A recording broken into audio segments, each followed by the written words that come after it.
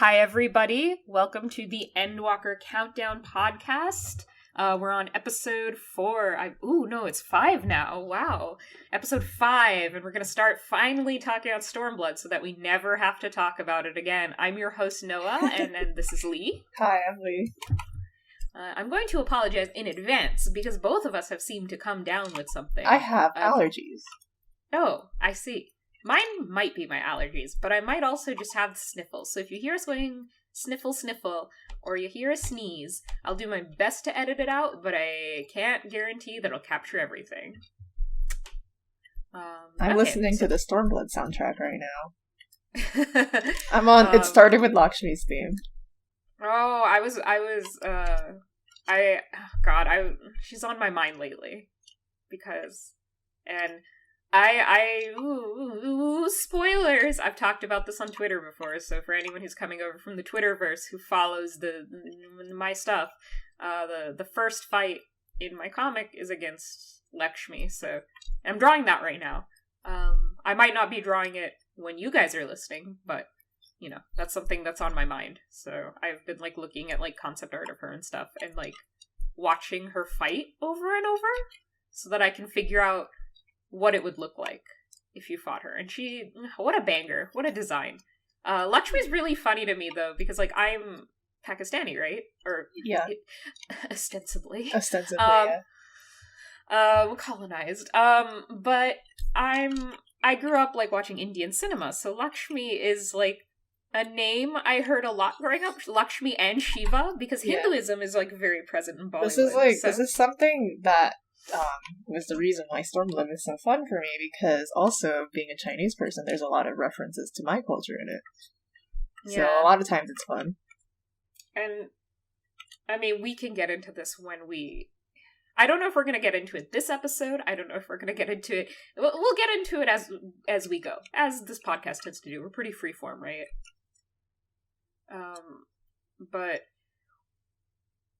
what we're not quite sure where we're going to start and stop, but the Stormblood discussion, by the nature of the fact that Stormblood is a longer expansion and it's more, I would say, thematically heavy. The Stormblood episodes is going to be 2 to 3 episodes, and then Shadowbringers likewise is also going to be 2 to 3 episodes.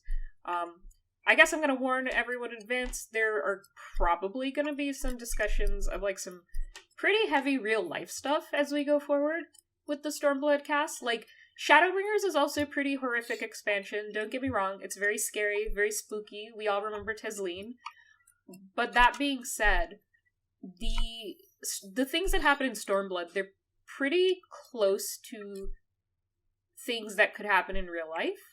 So we're going to be discussing war and colonialism and imperialism, and we are going to be talking, I think, quite a bit about not necessarily our own I can't guarantee what we will and won't talk about, but it might come up because it's come up in our previous conversations with regards to it. So I'm warning you guys in advance that the Stormblood stuff, it might get heavy. It'll probably get heavy. Lee and I's previous conversations about Stormblood have erred pretty heavy because both of us have dealt with not only a lot of westernized racism, but just a lot of general, a lot of the consequences of imperialism. So there's going to be a lot of anecdote here and there.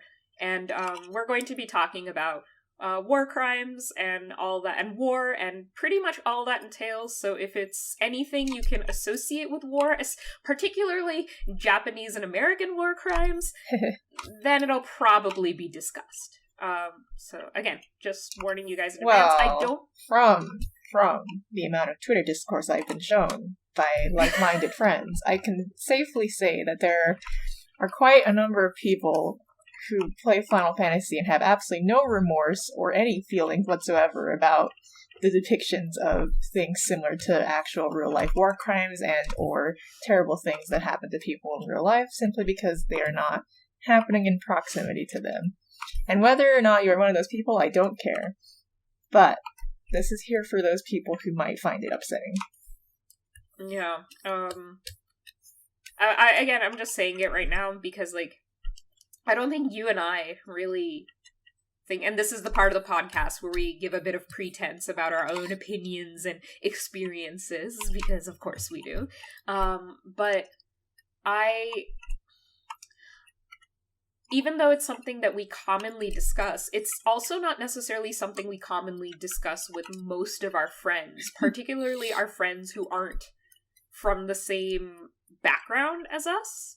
Like, I mean, like, I'll talk about this stuff with, for example, my fiance is a white American, and I'll discuss this stuff with him, like, casually, but I would never go, like, as in-depth as I go with Lee, because with Lee, I could use, like, a lot of shorthand. I could be like, oh, this is just how it is. I discuss this with my white friends a lot, actually, my white American friends, like, and when I say white, I mean, like, white American friends who would reasonably have no context on a situation like this, and, you know, like, they're normal people, they're, like, fine normal people, so they're just like, yeah, I sympathize, like, on the level that a human can. But it's also, you know, like, they just don't really have the context, which is 100% not their fault, and also I'm glad they don't have the context, you know what I mean? Yeah, ultimately, I would never want... And granted, like, I'm not saying, like, oh, I've, like, suffered under the yoke of imperialism, like, in the way that, say, a Fordola or a Mefrid has, obviously. But, you know, I would say, Lyse is the most relatable, actually, in this situation, but we'll get to that when we get there. So, do you have any more pretense to say, or do we want to just get into it? Well, I have the sniffles, which is a bit of an issue. So we are crying over how bad the Stormblood how bad Stormblood discourse is. Okay, well, the thing is, I don't really know too much about actual popular Stormblood discourse besides what I saw on Reddit back in the day. I actually don't check Reddit that much anymore. It's not very funny lately. Sorry, guys. But like what I saw on Reddit back in the day, and what my disgruntled like Asian friends are showing me. So I may have a unfairly bad impression of how things are, but that's okay, because I mean we're just going to be discussing this, and whatever I've seen I may take into context, but in the end it's not stuff that influences my opinion, because I already felt that way about everything. When it comes to Stormblood, I think you, Noah, have a better impression of it than I do, even though I also appreciate it from the lens of, like, you know, like, seeing my own culture in it, the atmosphere I thought was really good. Because at the end of the day... I just played it. Yeah, you did just play it. But anyway, at the end of the day, I feel like Stormblood was not a particularly interesting story, and the reason why I enjoyed it was because the spectacle was fun. I got to see my own culture, but in the end, I think that it doesn't tell a very coherent story. I think it kind of like drops the ball at some point, especially with characters like Lyse, who could have gotten very like meaningful development and character writing, but like she had potential that was not fully realized, is my feeling. So when it comes to Stormblood, I actually don't have a super high opinion of it, but there's one thing with Stormblood, the Stormblood popular page that people think it's bad, that I do disagree with, which is that like its villains are unappealing and people shouldn't like them or something like that. Yeah, because a lot of times that opinion is kind of soaked in something a little bit darker, a little bit. It's okay. It's you some can say Fordola. Like, it's okay. Not just Fordola. They do it to Yotzi all the time, but it's like it's soaked in something that's a little bit. People don't want to admit that they do it, and yes, and it's not as barefaced as racism, as like sexism. It is, but like those things are involved. But in my opinion, it's just something that we have to explain, because you say racism, you say sexism, and those words encompass a very broad definition of things that happen to people. You know what I mean? Yeah. So we're gonna get into the specifics. We're gonna get into the specifics. So I do want to preface with the fact that I think that the story of Stormblood is actually not a good story in terms of story writing. But I think that the themes are interesting, and I think that the things that people criticize about Stormblood are pretty revelatory about how they feel in real life about certain things. So I'm gonna go ahead and say that we have an about 2 to 4 week cycle on Twitter of, and again, if you guys are coming over from Twitter, you know exactly what from 14 Twitter, you know exactly what I'm fucking talking about, where, there'll be like a new discourse, like maybe every 4 months, since since Shadowbringers finished, pretty much, since 5.1. There'll be a new discourse every, like, maybe 3 to 4 months. But for the most part, we recycle the same discourse. And every 2 to 4 weeks, we get the... Stormblood was actually a good expansion discourse. And then I look in the threads, and the comments are always praising parts of the story that I thought were rote, or just, like, they'll be like, oh, I think, such and such is good. Like, they'll be praising the Asm Step, which I fucking hate. And then they'll be like, yeah, the Asm Step was great. Sadu, Magnai, Serena, they were great. I love the Zayla. People say that they like the Asm Step because the Asm Step is the only point in Stormblood in which we actually get fun characters. I'm sorry to say that. But I'm sorry to say that because I want to be nice to the people who worked hard writing Stormblood. But when it comes to I fucking hate it, when it comes to popular appeal, people want a story where characters are fun and memorable. And the probably the literal only time in which this happens in Stormblood is 1, whenever Gosetsu is on screen, and 2, the Asm Step. True, but like, and like, I have my thoughts, but and I'll go more in depth as we approach that portion of the story, but like, it'll be like that, but then they'll be like, but Zenos is even fucking Zenos stans will be like, oh, Zenos is a bad villain, but he's fun. I'm like, oh, right, this is the podcast where Noah defends Zenos. This is the podcast where I explain why I think he's a good character, and I'm right. But anyways, like, I actually do agree with Lee. I think that Stormblood is actually pretty, like, I actually disagree with a lot of Stormblood praise. I think it's because I feel like I like Stormblood for a distinctly different reason. And this isn't like an I'm not like other girls, like, segment. It's much more like, I feel like I read media differently, and I think anyone who's listened to the previous 5 or so episodes, or if you've just followed my Twitter for a while, you'd have an idea that I do analyze 14 a little bit differently than a lot of the fandom does, because I analyze it in a fairly filmic and a fairly, like, very steeped in my interest in both history and then, like, media analysis as a whole, where I don't necessarily think Stormblood is a coherent story at all. Yeah. Like, Shadowbringers is definitely the bona fide. Shadowbringers is a very well-crafted set of arcs that don't ever feel like any part of the story is fighting with itself. Like in Heaven's Word, where we got, like, 1 million plotline. Like in Stormblood, this is the most common complaint about Stormblood, where we got a segmented plotline, like a bisected plotline. Yeah, but the thing is that I value the unique elements of Stormblood and the good how do I say this? Stormblood had some of the highest highs in the game for me, so even if it had lower lows than Shadowbringers lows, like, Shadowbringers lows were just kind of like a flat line. They were just, like, boring. But Stormblood's lows actually sucked. But the thing is the highs are so high for me that it still ends up being a more interesting story. Like, if you consume a lot of, like, maybe if you've only played a couple of video games, only seen a couple of films, only seen a couple of animes, maybe Shadowbringers feels fresh and amazing to you.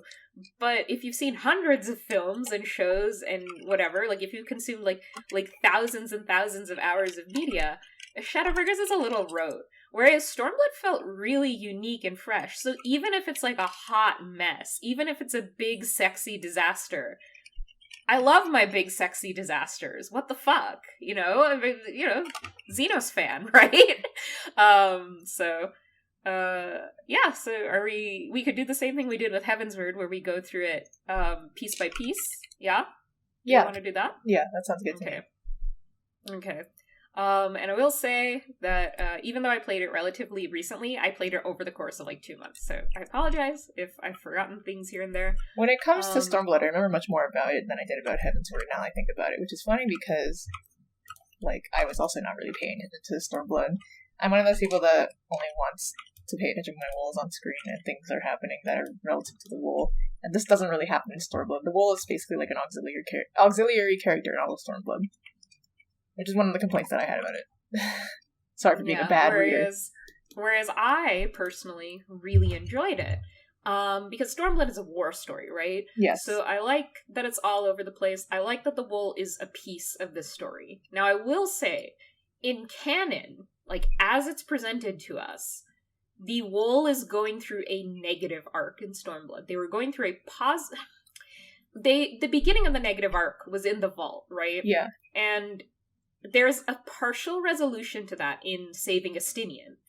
But because of Ardbert, I feel like that wound was, like, reopened. We have the Hydaelyn doubt, which was planted there. We just lost Papalymo, and despite the fact that I don't think that the impact of Papalymo's death carries through the rest of the X-Pack and the rest of the story, which sucks, It really doesn't.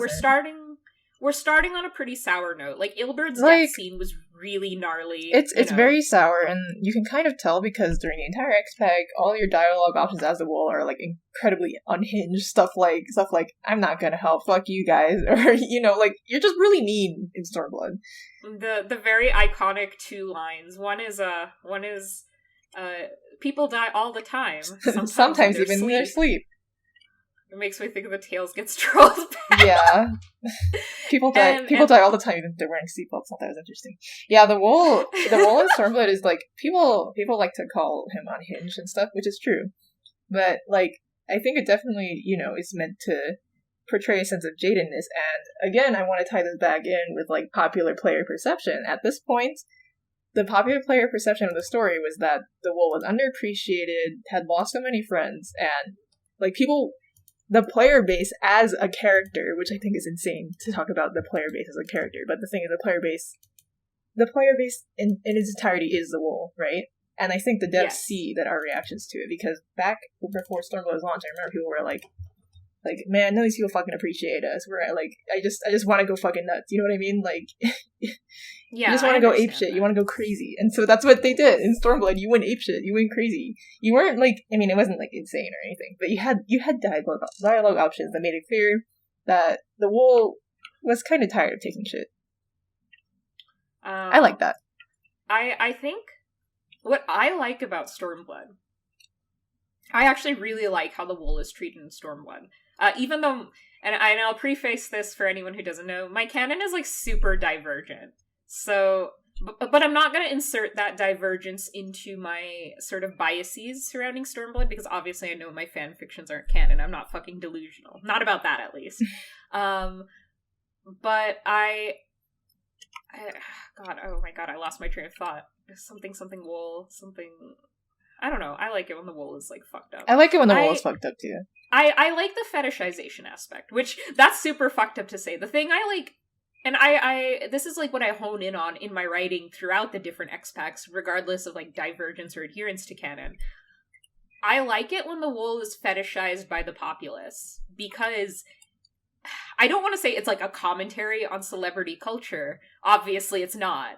However, I think that's actually when the Wool gets, like, really, like, dangerously relatable to me, is, like, people's perceptions of them. And this isn't just because I'm in the public eye currently.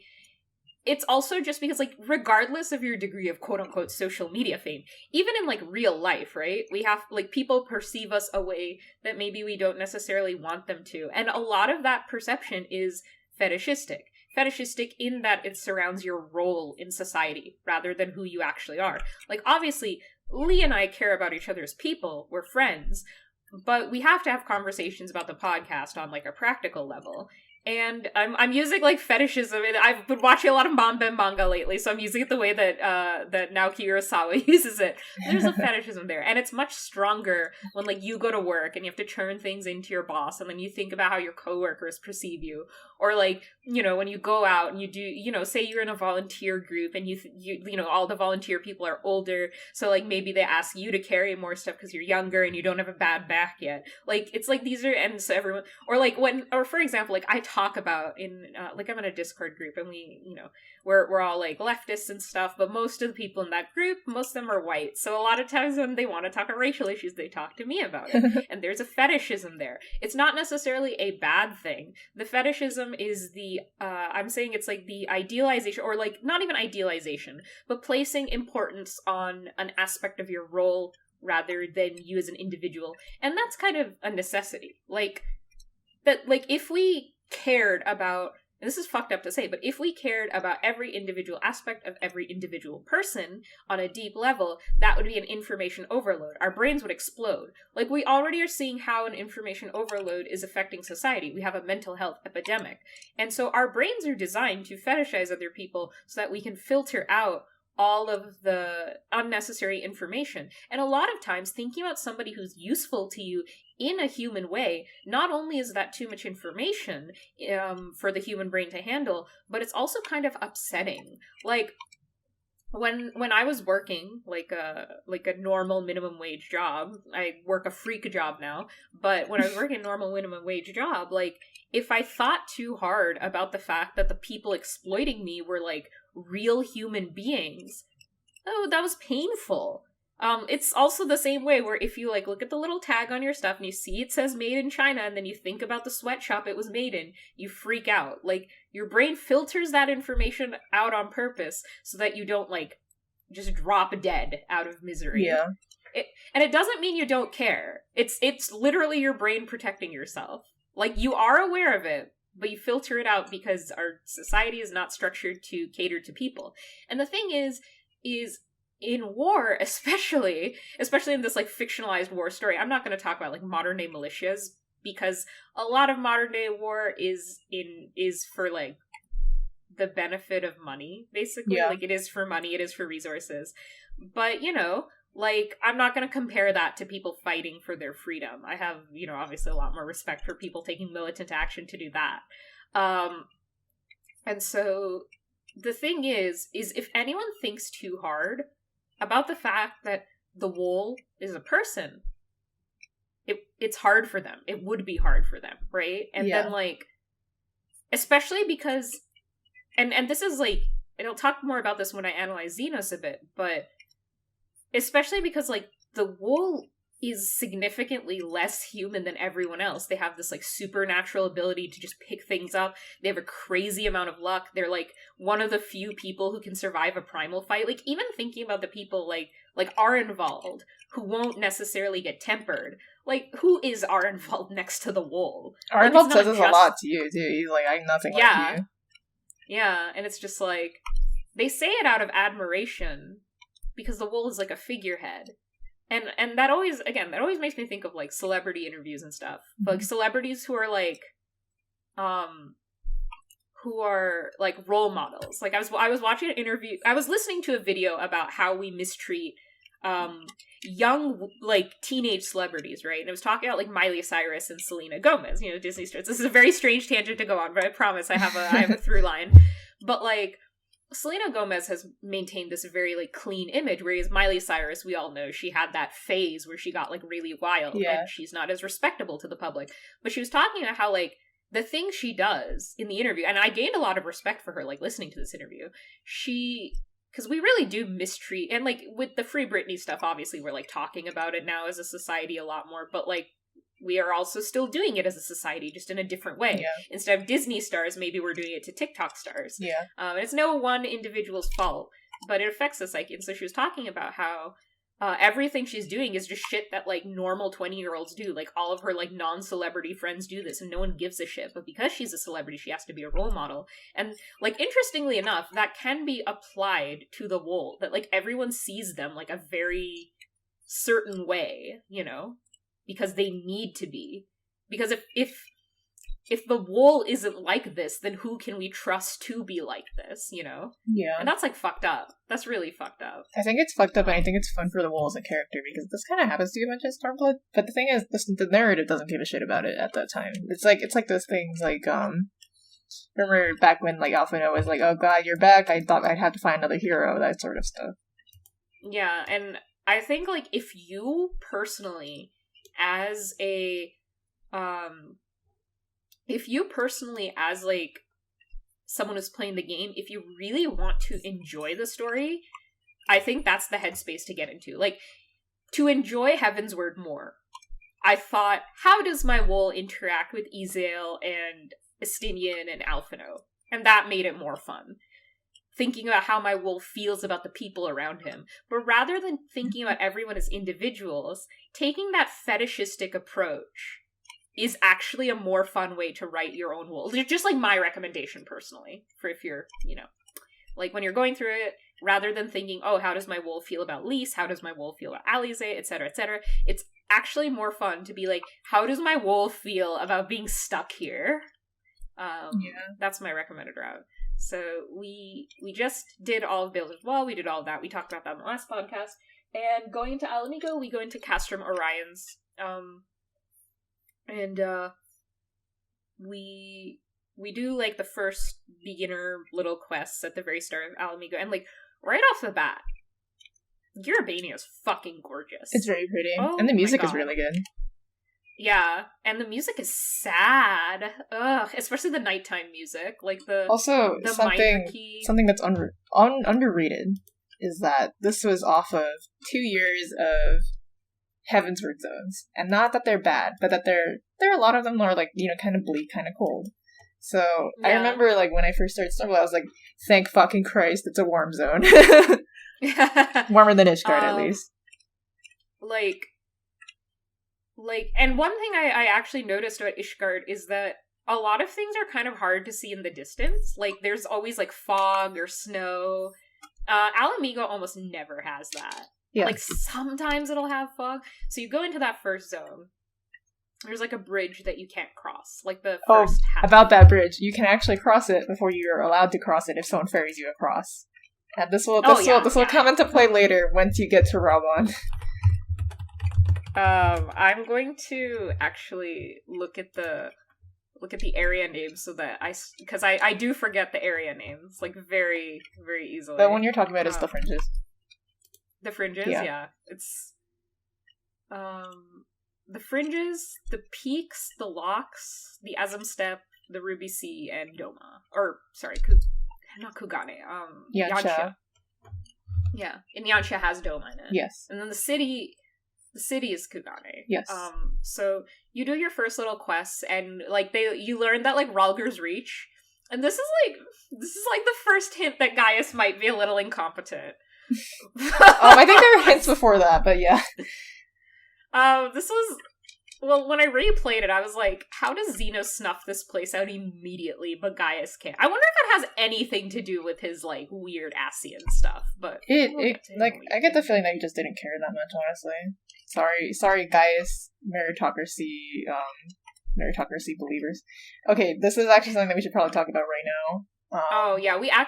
So we got a comment. And I know what I said just sounds flippant, but I do actually want to address the comment as like a valid and intellectual discussion. I have to point out, I'm in my Polycule Discord. We have this like bot where you can set reminders for yourself, and I use it to set reminders for like my work and stuff. Mm-hmm. And it just pinged me, like it pings you, it adds you, and it just pinged me. It's like, hey, edit your podcast, and I was like, hello, I'm recording it. Anyways, I'm gonna actually open up the comment so that I can look at it. Yeah, it was actually it was an interesting comment, even though spoilers, we're about to disagree with it, but I will apologize for not responding to it, but the thing is it was actually like a really good and insightful, like it was like a thoughtful comment. It was a thoughtful comment.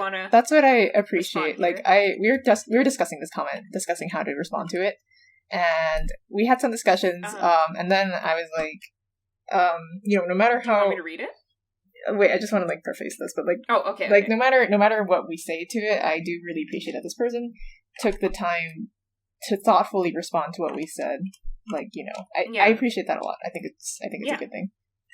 So it's from Leon Trin 4 days ago. It was on our ARR podcast. They said, I feel like the big difference in the Gaius story between ARR and Werlit is that in ARR we get Gaius's backstory from the Eorzean perspective, where he's already demonized as the enemy, with the exception of Cid, who saw him as a potential father figure. I think that's why I liked Werlit, because it shows that in war, depending on your perspective, a person can be a hero or a villain, and Werlit shows how Gaius is both, even if they were a little ham-fisted with his pity parties. I really hope in Endwalker and future story they go deeper into Garlean-occupied / invaded lands and how the people lived under Garlean rule. From what I remember, people liked living under Gaius's rule because he was all about meritocracy rather than Garlean supremacy, so I'm curious how different legati ruled their precincts. Bosnia does give some insight, but it's hard to say when it's a giant war. I thought that was a super interesting comment. Can you paste it right now so I can read it while I respond to it, actually? So I can have it in front of me while I respond to it. Yeah, absolutely. Because when we were discussing this, I wrote a bunch of things. I'm actually going back and looking at my chat log with Noah again, just to make sure that I touch on the things that I want to touch on. Yeah. Next time we'll do our comment reading. Like, if you guys have any comments, we'll do our comment reading at the very start of the episode. So I always forget that we have them. Yeah. Well, because this is the first, like, we've gotten a lot of nice comments, and I really appreciate it, but this is the first, like, really, like, discussion lengthy, comment? I guess the only comment we can discuss on. Yeah. Yeah. And I appreciate that. I think it's very cool. Yeah. Thank you, Leon. Okay, so give me a moment. I will begin speaking. Okay. So, I guess I'm the one responding to this now. Well, you had a lot to say too. But basically... I'll give my thoughts after you do. Okay. So, the reason why I have to disagree with this comment, but I do understand where you're coming from with it. You should probably put this on the screen too, the comment. But the reason why I disagree with this is because I do really like this theme that the person who wrote this comment pointed out, where someone, like, in a war, a person can be a hero or a villain, which I think is very, like, I think it's cool. I think I really like this trope because I think it's very true. But I think this trope only really works if you're not witness to said person's failures. If you're just told, you know what I mean? Which, like, in Realm Reborn, you are kind of just told. You're told the Gaius is a scary guy, he's kind of a bad guy. You get that scene with Livia or whatever, but that's kind of like the one-off scene, and then they retconned it, so... And that's my problem with it, it's the retconning. But, on top of that, there are a lot of small details, and I won't even say small, actually. There are a lot of details that kind of smack you in the face, because Final Fantasy is not subtle. On purpose. Yeah. That smack you in the face that the way Gaius ran Ala Mhigo was pretty bad. Pretty, dare I say, incompetent. Like the thing I mentioned in our last podcast, where it's revealed that in the locks, like, Gaius's regime did not even care to cull the local wildlife as the government before it had. And I think the assumption that Gaius's Ala Mhigo, or whatever Gaius was looking over, was a successful meritocracy. As the comment says, people liked living under Gaius because he was all about meritocracy. I think that this assumption that Gaius' society was a successful meritocracy is actually a little revealing.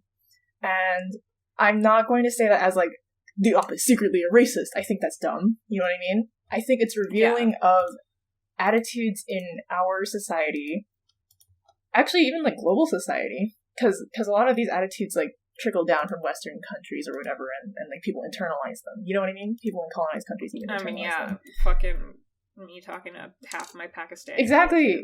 They're like, yeah, it's fine that Pakistan rules Kashmir. Yeah, exactly. So what I'm saying is, what this is revealing of is the assumption that imperialism might sometimes be necessary. This sort of acceptance of that as a universal fact. And this is one of those things in our society that a lot of us accept as a universal fact, whether or not we like it or not. You know what I mean? And it's a little bit relevant. Okay, it's really, really relevant right now with the situation in Afghanistan, because a lot of discussion in Western countries... let me just apologize for advance for us bringing up I'm so sorry. But the reason we're discussing it is because this is something that actually really personally affects me. So I'm sorry that I'm the one bringing it up and not you. But I did actually want to talk about it because I find it interesting. It's a little hard for me to talk about because it emotionally affects me. So I do appreciate that Lee talks about it, you know? I feel bad speaking I'm letting the over audience know. It, but this was like... you're not speaking over me. It's more I would get emotional. Yeah, I understand. This is like stuff that we discussed in our conversation at the moment. And like, it was funny because as soon as I started talking about it, then my next message was about Afghanistan, and Noah had already brought it up in the time that I was taking to type the response. But the current discussion in Afghanistan and the US pulling out of Afghanistan, a lot of times you'll see that people say stuff like, we should have stayed. We should have helped them. And there's almost no discussion about, did we have to be there in the first place, right?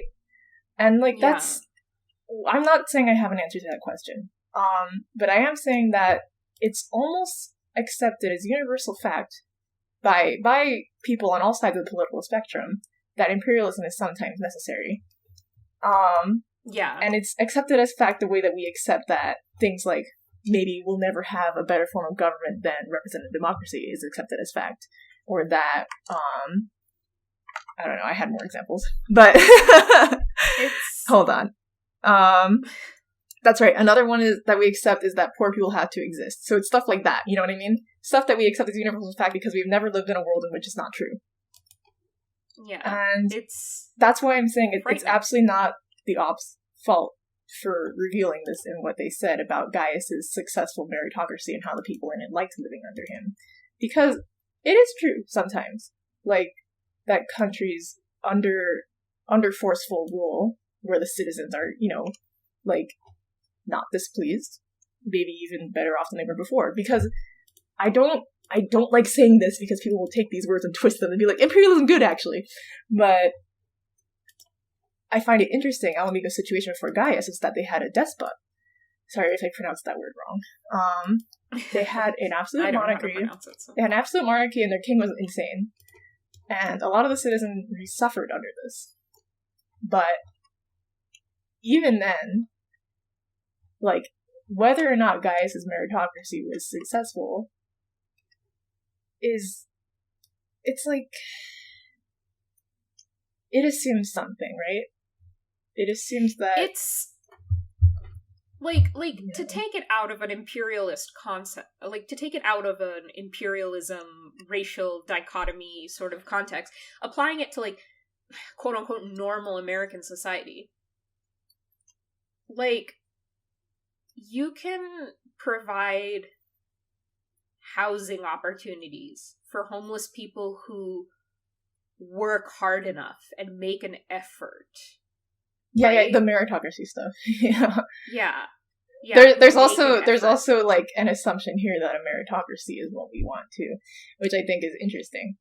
Not damning, just interesting. But, like, it might be like, oh, you're such a great guy making this housing unit for the homeless who like work hard enough to get in. You're encouraging them to get clean from drugs and to get a job so that you can. And it's like, why aren't we talking about how homelessness just straight up shouldn't exist in the first place? Exactly, because of the assumption that like it's a good thing, and if an individual does, it's a good thing. Like, exactly. Like, this is just an example. I agree.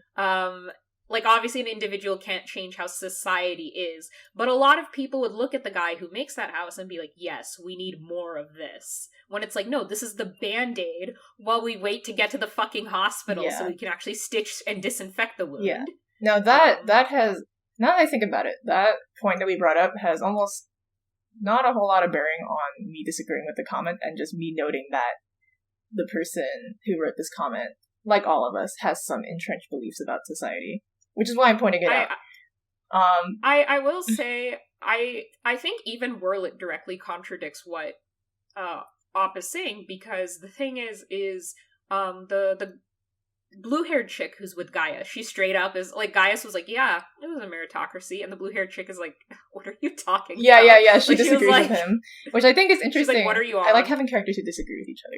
But yeah, I do like that. I think that was like the one good part of Werlick. I find the most contention with Op's point that people liked living under Gaius' meritocracy, therefore it was a successful meritocracy. Actually, I'm not sure if that's even the point Op is making, so I'm sorry if I assumed something. That it's better than Garlean supremacy, which, like, fair. Well, I disagree. I disagree with the point that people liked living under Gaius in the first place, because the only people who seemed to like living under Gaius were people who were relatively privileged. Because, like, the thing is that we see, like, obviously, like, his kids are like, oh yeah, this slaps, but, like, throughout Stormblood, we see tons of Ala Mhigans straight up talk about how shitty it was to live under Gaius, and like even as far back as ARR, lots of them, little Ala Mhigo, lots of them straight up say this to you, and that's why it felt like such a slap in the face when Monago is like, he was a good leader. Like, girl, Mango, girl, what do you want? God, last night we were playing like Drawful, and one of my oomfies drew like Monago, like giving Gaius a gift, and it like said like Ala Mhigo on it. Yeah. The thing is, I didn't feel that was good writing, because the story kind of hits you over the head with how unsubtle it is, with how people did not like living under Gaius' rule. And the thing is, that's what I mean. It's that you don't just hear directly from people saying, "Oh, Gaius is bad. Gaius is bad." There are scenes which you see as a viewer. Maybe the world is not privy to them, but you see as a viewer like scenes of injustice that happened in Gaius's Ala Mhigo, like Fordola's father. Even barring that, like, I think, and this is a problem I have with sort of the fandom's perception of Stormblood, a lot of things Gaius did and is responsible for are often attributed to Zenos, but the fact of the matter is that this is Noah's Zenos defense section. This is like, Zenos sucks and he's a piece of shit, and I would say ostensibly he's more dangerous than Gaius, because Gaius does things for, like, in practice they're equally. Gaius does things like, because he genuinely believes in the power of imperialism for good. I find that makes him a very interesting character. Yeah. Zenos does things because, and again, in practice, they end up the same, except now Zenos has, like, these crazy powers, but let's go back to when he was just, like, a little, like, Legati, right? Yeah. Like, in terms of how he ruled over the, like, we're not talking about now that he's got his almonds activated. We're talking about, like, you know, pre-activation Zenos. So, like, Zenos just does shit to do shit. And I think that's more dangerous, because, you know, you never know what he's going to do, whereas with Gaius, it's kind of predictable. Again, living under either of them would suck. But the thing is, Zenos quelled the rebellion in Doma. Like, Gaius was the viceroy until you kill him in ARR. Quote-unquote kill him. Like, the earliest Zenos could have been in Ala Mhigo is when you were doing Heaven's Word. And that is not a long enough time for him to make a significant change. Because, first of all, just talking about how politics actually work, Ala Mhigo would have become partially destabilized. It's canon that Garlemald was destabilized because Solus didn't name a successor. That's probably the why... The reason why Ala Mhigo was conquered is because how destabilized they were after the death of the king. That's explicit. Yeah. And it's like, wait, Ala Mhigo...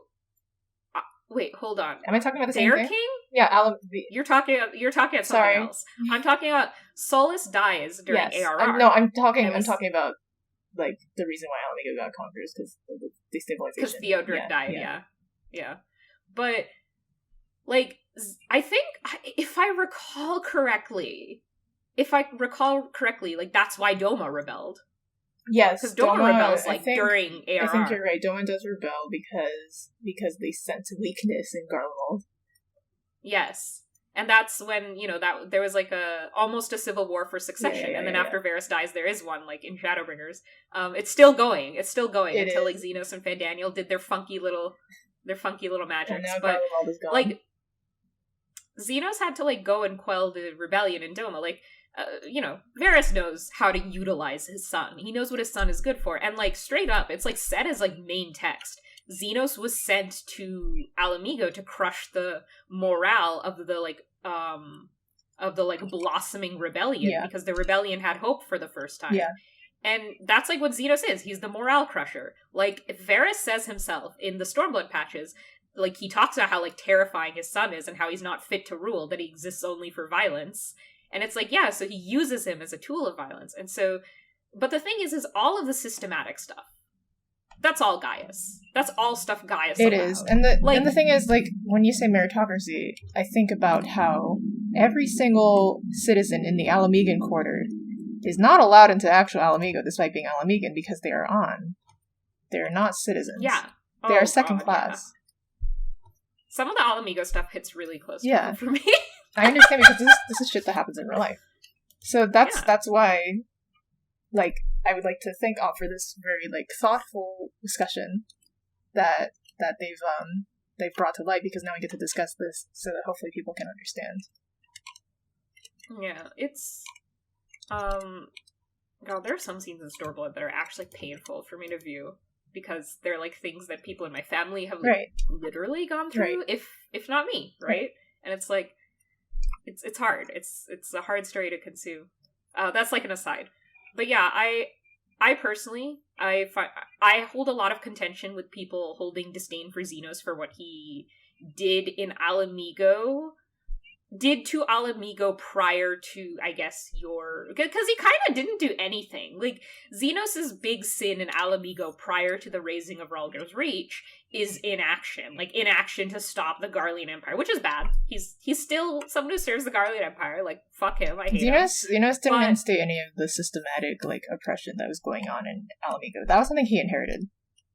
Yeah, like, all of this, like, just thinking about, like, that first scene with, like, Zenos and all of his guys, and then the, like, one Pilus prior, he, like, calls Fordola a savage. He's like, don't speak savage. Like, that guy didn't learn that from Zenos. That guy learned that from Gaius. Yeah. That guy got that way under Gaius. I mean, clearly we're not saying that Zenos is not at fault because he didn't start it. Like, he let it happen because he doesn't give a shit, right? So yeah, like, it's not... But at the same time, Zenos woke king is like, no, let her speak. Yeah, right. Zenos woke king. But that's why it's interesting to me that people have such an opinion of Gaius and how his rule was rightful and even just. Because I think Gaius has better optics. He has very good optics. I mean, he got such good optics that the story conned out half the shit he did. But he managed to even seduce the writers. Yeah, my god. Yeah, no. Oh my god, what a fine jawline that is. Oh my god, shut up, Noah. Anyway, I do actually genuinely want to thank Op for engaging with us in an intellectual and good faith way. I appreciate their comment a lot. Yeah, it's a really nice comment, and it stirred both a good aside in this podcast and also really interesting discussion between me and Lee in private that we kind of condensed. We did condense. Also, it was a little bit angrier, I will say. But we settled down and we talked about it. The thing is that, like, I cannot actually blame anyone for thinking this way because this is like the way we were all raised by our collective society. Yeah. It's hard. Yeah. So, Op, thank you so much for your comment, and to anyone else listening, we really like having, like, this kind of, like, this lets us, like, squish our brain. Don't feel worried that we're gonna disagree with you or anything. I really don't care. I just like talking about stuff, and hopefully people listen and they understand a little. So back to the events of early Stormblood. So you get to Castrum Orions. It's fucking gorgeous. Like, you're just struck by how gorgeous and big. Like, I thought the maps in Heavensward were big. No, they're huge. The maps in Stormblood are huge. So you can't cross the bridge. I know you can off technicality, but let's just say you can't. You can, but it's really hilarious if you do when you're not supposed to. I'll come back to that later. If you're just, like, running around when you get to the bridge, it's just, like, this amazing vista where you can see the Garlean architecture in the distance, and it's very impressive, like, on purpose, obviously, but yeah, and it's stunning though. And I've seen a lot of people talk about how it's not beautiful. Fuck you. The people who are like, it's all just brown. Like, I think I want to defer to what Noah has to say on that topic because you're actually qualified. Oh, I just said fuck you. That's all my... Do you have anything else to add? It's beautiful. Like, I don't know how... I honestly do not comprehend. Like, it is beyond my understanding how you cannot look at this vista and not be utterly struck to your core with, like, awe. Like the majesty of that opening... Like, that opening area where it's, like, you have this big waterfall... You have all these, like, the atmospheric perspective, like, sort of masks some of the stuff, but you have all these, like, formations in the distance, and it's pure nature, nothing man-made. Yeah. It's so beautiful. I mean, sometimes people have different tastes, bad tastes maybe, but different tastes. But a lot of it's fine to have different tastes. A lot of people who say stuff like, "Oh, it's all brown, it's gross."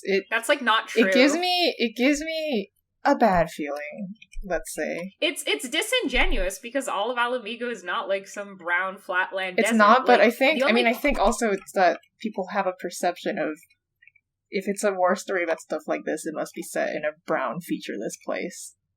It's okay. I understand some people have Call of Duty brain. Exactly. That's what I was trying to say. You get what I mean, right? And that's why I'm like, but like it's not though. It's really not. It's like did you really like? Did you look at it with your eyes, or did you look at it with, like, your preconceived notions?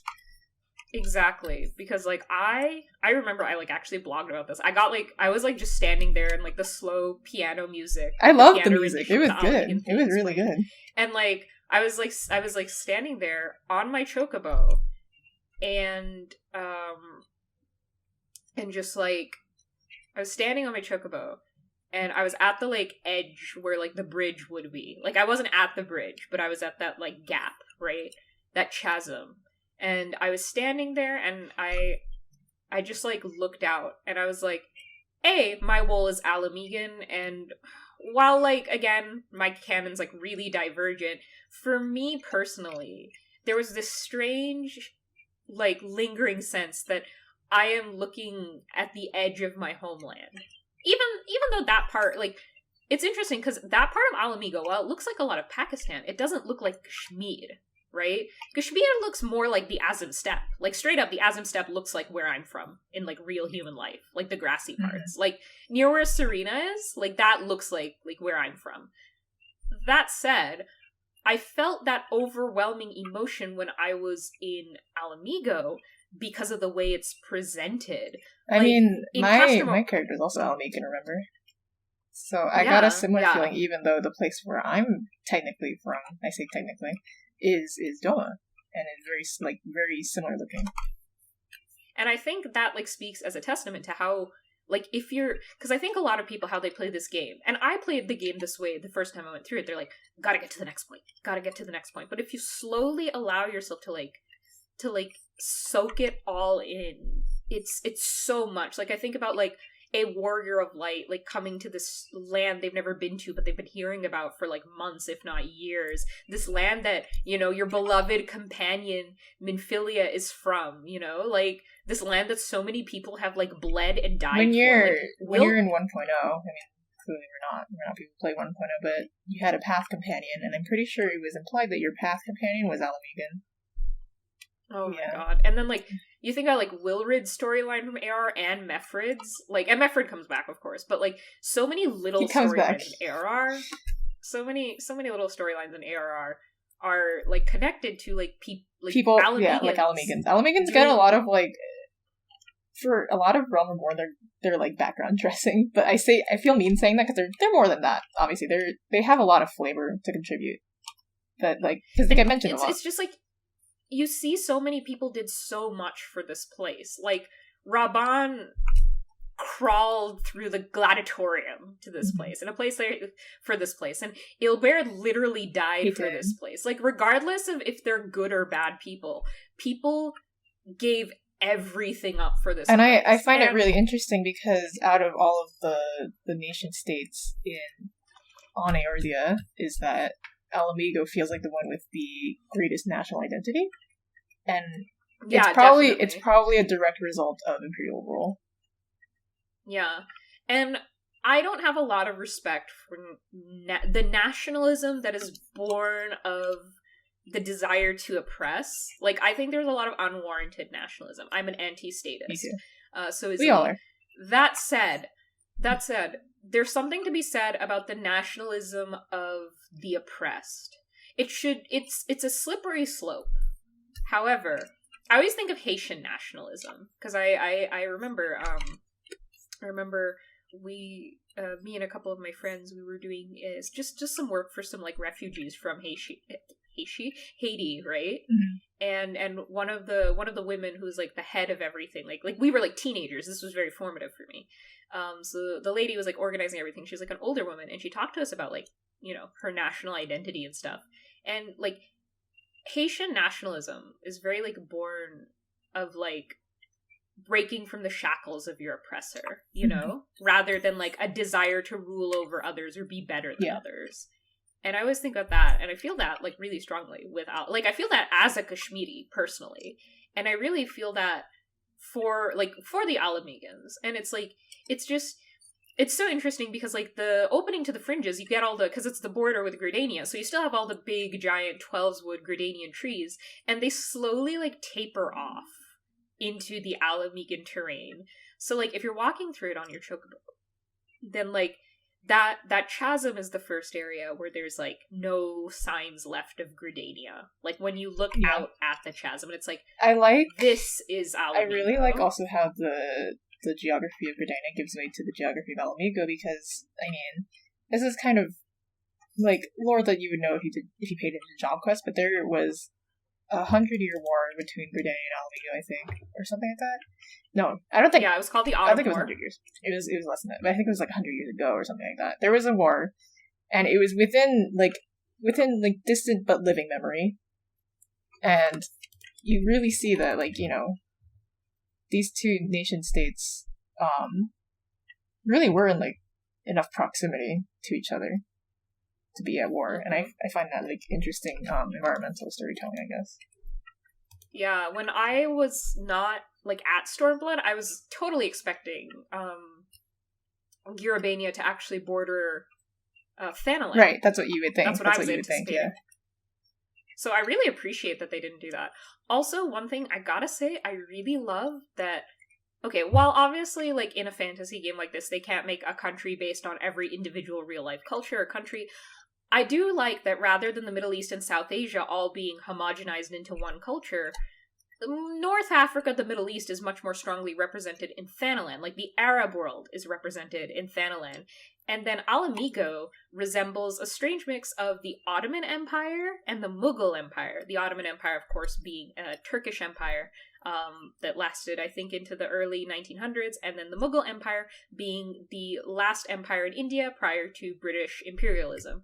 I will also point out that a lot of what Garlemald does in Ala Mhigo is almost like 1-1 to the British in India. Like, it's so similar. And I am familiar with this subject. This is my time. Yeah. I've got the floor. This is what I know. So, and like, there are other cultures that, like, of course they draw from. I mean, fuck, even Ishgard doesn't completely draw from just France and England. Occasionally they'll draw from Russia. Occasionally they'll draw from Germany, etc., etc. But that said, I do appreciate that there's a bit of difference. Like, Ala Mhigo draws from sort of that Fertile Crescent area, and then quite a bit from South Asia, but again, the Islamic empires. And I'll point out here, Radzat Han draws from the Hindu empires of India, and then also some of Southeast Asia. Like, I've seen some Burmese culture in there, some Indonesian culture in there, like the influences. I'm glad that I have not seen anyone see this firsthand, but I will say that if anyone is like, oh no, another brown desert country, I'm gonna like kick their ass. I'm gonna be pretty mad. I'm gonna be like actually really mad. Radzat Han is all jungle. Yeah, it's not. And like forest, yeah. So but that's what people said when they got telling me. It's like, oh, another brown people country. Are you fucking kidding me? They were like, oh, another brown people country. Like, like it was like, guys, like, I think you guys might actually just be racist. Yeah, like for me, it's really emotionally, like it's really emotional, and it's really like satisfying for me that even if they fuck up, and I've heard Mongolian people say this about the Azim Steppe as well. I am ethnically a Mongolian, as in my clan is from Mongolia. We migrated a few hundred years ago, but I'm not going to claim a strong Mongolian identity, because even though if you look at like things that my clan does, they resemble a lot of Mongolian culture because we held on to our cultural beliefs, but they sort of shifted as we moved into a new area. Like, I'm not going to claim as strong a Mongolian identity as like someone who's actually from Mongolia, obviously. But, you know, there's some similarities. But that said, I've seen Mongolian players of 14 be like, even if they fuck up in places, it's nice to see yourself represented at in a medium where you're never represented. This is how I felt about Yansha and Doma, although it's not as if Chinese culture is never represented in video games. But to see it represented in a Japanese video game, I was very surprised. And to see it represented with fidelity. Because I have a lot of things to say about Yansha and Doma, but not all of them are bad. Actually, I remember when I first got to Yansha, I showed my mom. I called her over. I was in college at the time, and I was at home at the time. And I called her over, I was like, Mom, look. And she looked, and she was like, oh, it's just like my village. that was a very cute moment. It was a very nice moment for me. I remember my mom and I were going through some of the Ala Mhigo stuff, and my mom also got like really, really emotional when she saw the I don't remember which aetheryte it is. I think it's one of the ones in the peaks, like the first one you go through in the Mefrid storyline. And my mom got really emotional. It's like situated like right by like a waterfall. And the way it's like kind of structured in between the rocks, it's like one of her like childhood friends' villages was like structured like that, like next to a waterfall with the village all situated between rocks. She was like, oh my god. It was like something when I brought my mom over. My mom's like she's not okay. She's like older than most people who have kids that are my age. But when I brought her over to look at Yansha, like the abandoned town in Doma, she was like, "Oh, this is like when I used to live here. Like we would all be kids playing in the courtyard, and there was only one house with a TV, so we'd all pile in front of the house and like watch cartoons and something like that." And I felt like I really like I felt like a real connection to that place because of that. I've talked to my mom like about Stormblood, and we'll get into it now more as we go through the story, because I know talking about the terrain is like, it's such a strange thing, but like my mom has like said this. She's like, because she hadn't been to Pakistan since I was 2 years old, and she went back like very recently for her uncle's wedding part 1, because we do weddings in 2 parts. She went back in like November. My uncle, her baby brother, and I remember before then she would always say, it's so hard to explain, but I even miss the dirt. Like, I even miss the dirt. And she's like, I just, like, I remember one time she got, like, really emotional. Like, she was actually, like, crying about it. She like, started crying. She was like, I just want to, like, go back. I just want to, like, I want to feel, like, the dirt in Pakistan against my own skin. Like, I miss it. I miss Kashmir. And it's like, I feel like this is something a lot of people can't understand. Either...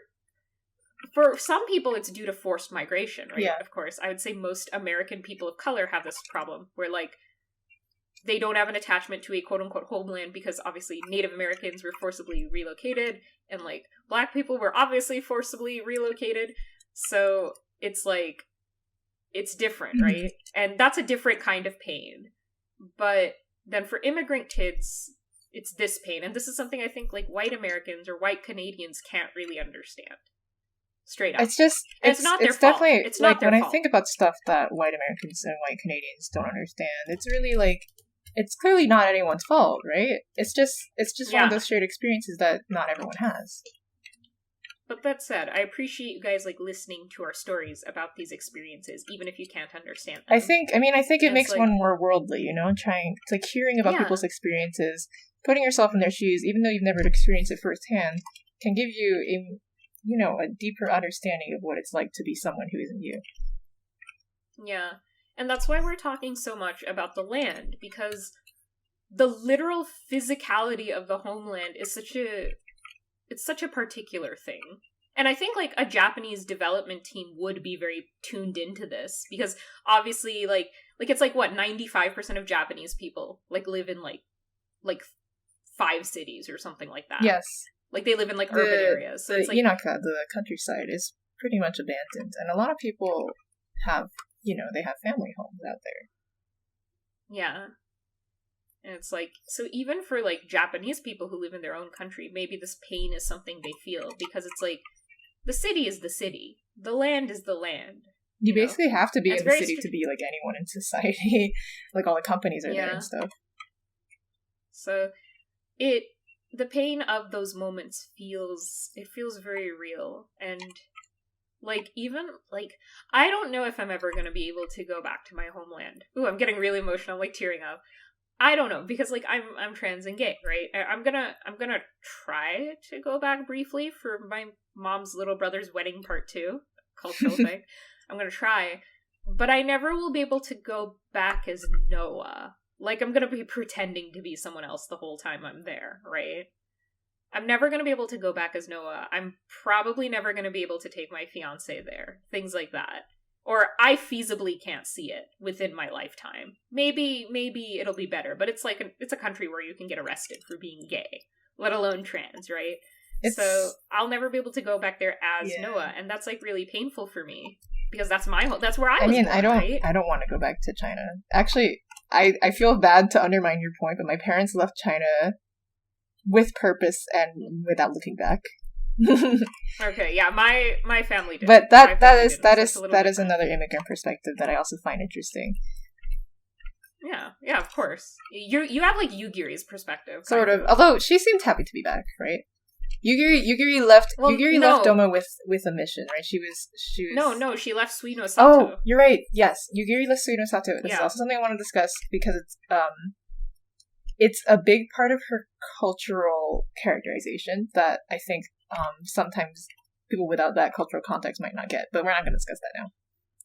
Yeah, and it's like, right now we're talking the Ala Mhigan perspective. Like, when Raban, like, I felt such, like, I think Raban's feelings are more comparable to my mother's, whereas Lyse's feelings would be comparable to me and my brothers, right? My brothers have never been to Pakistan, and I was a child when I left, so.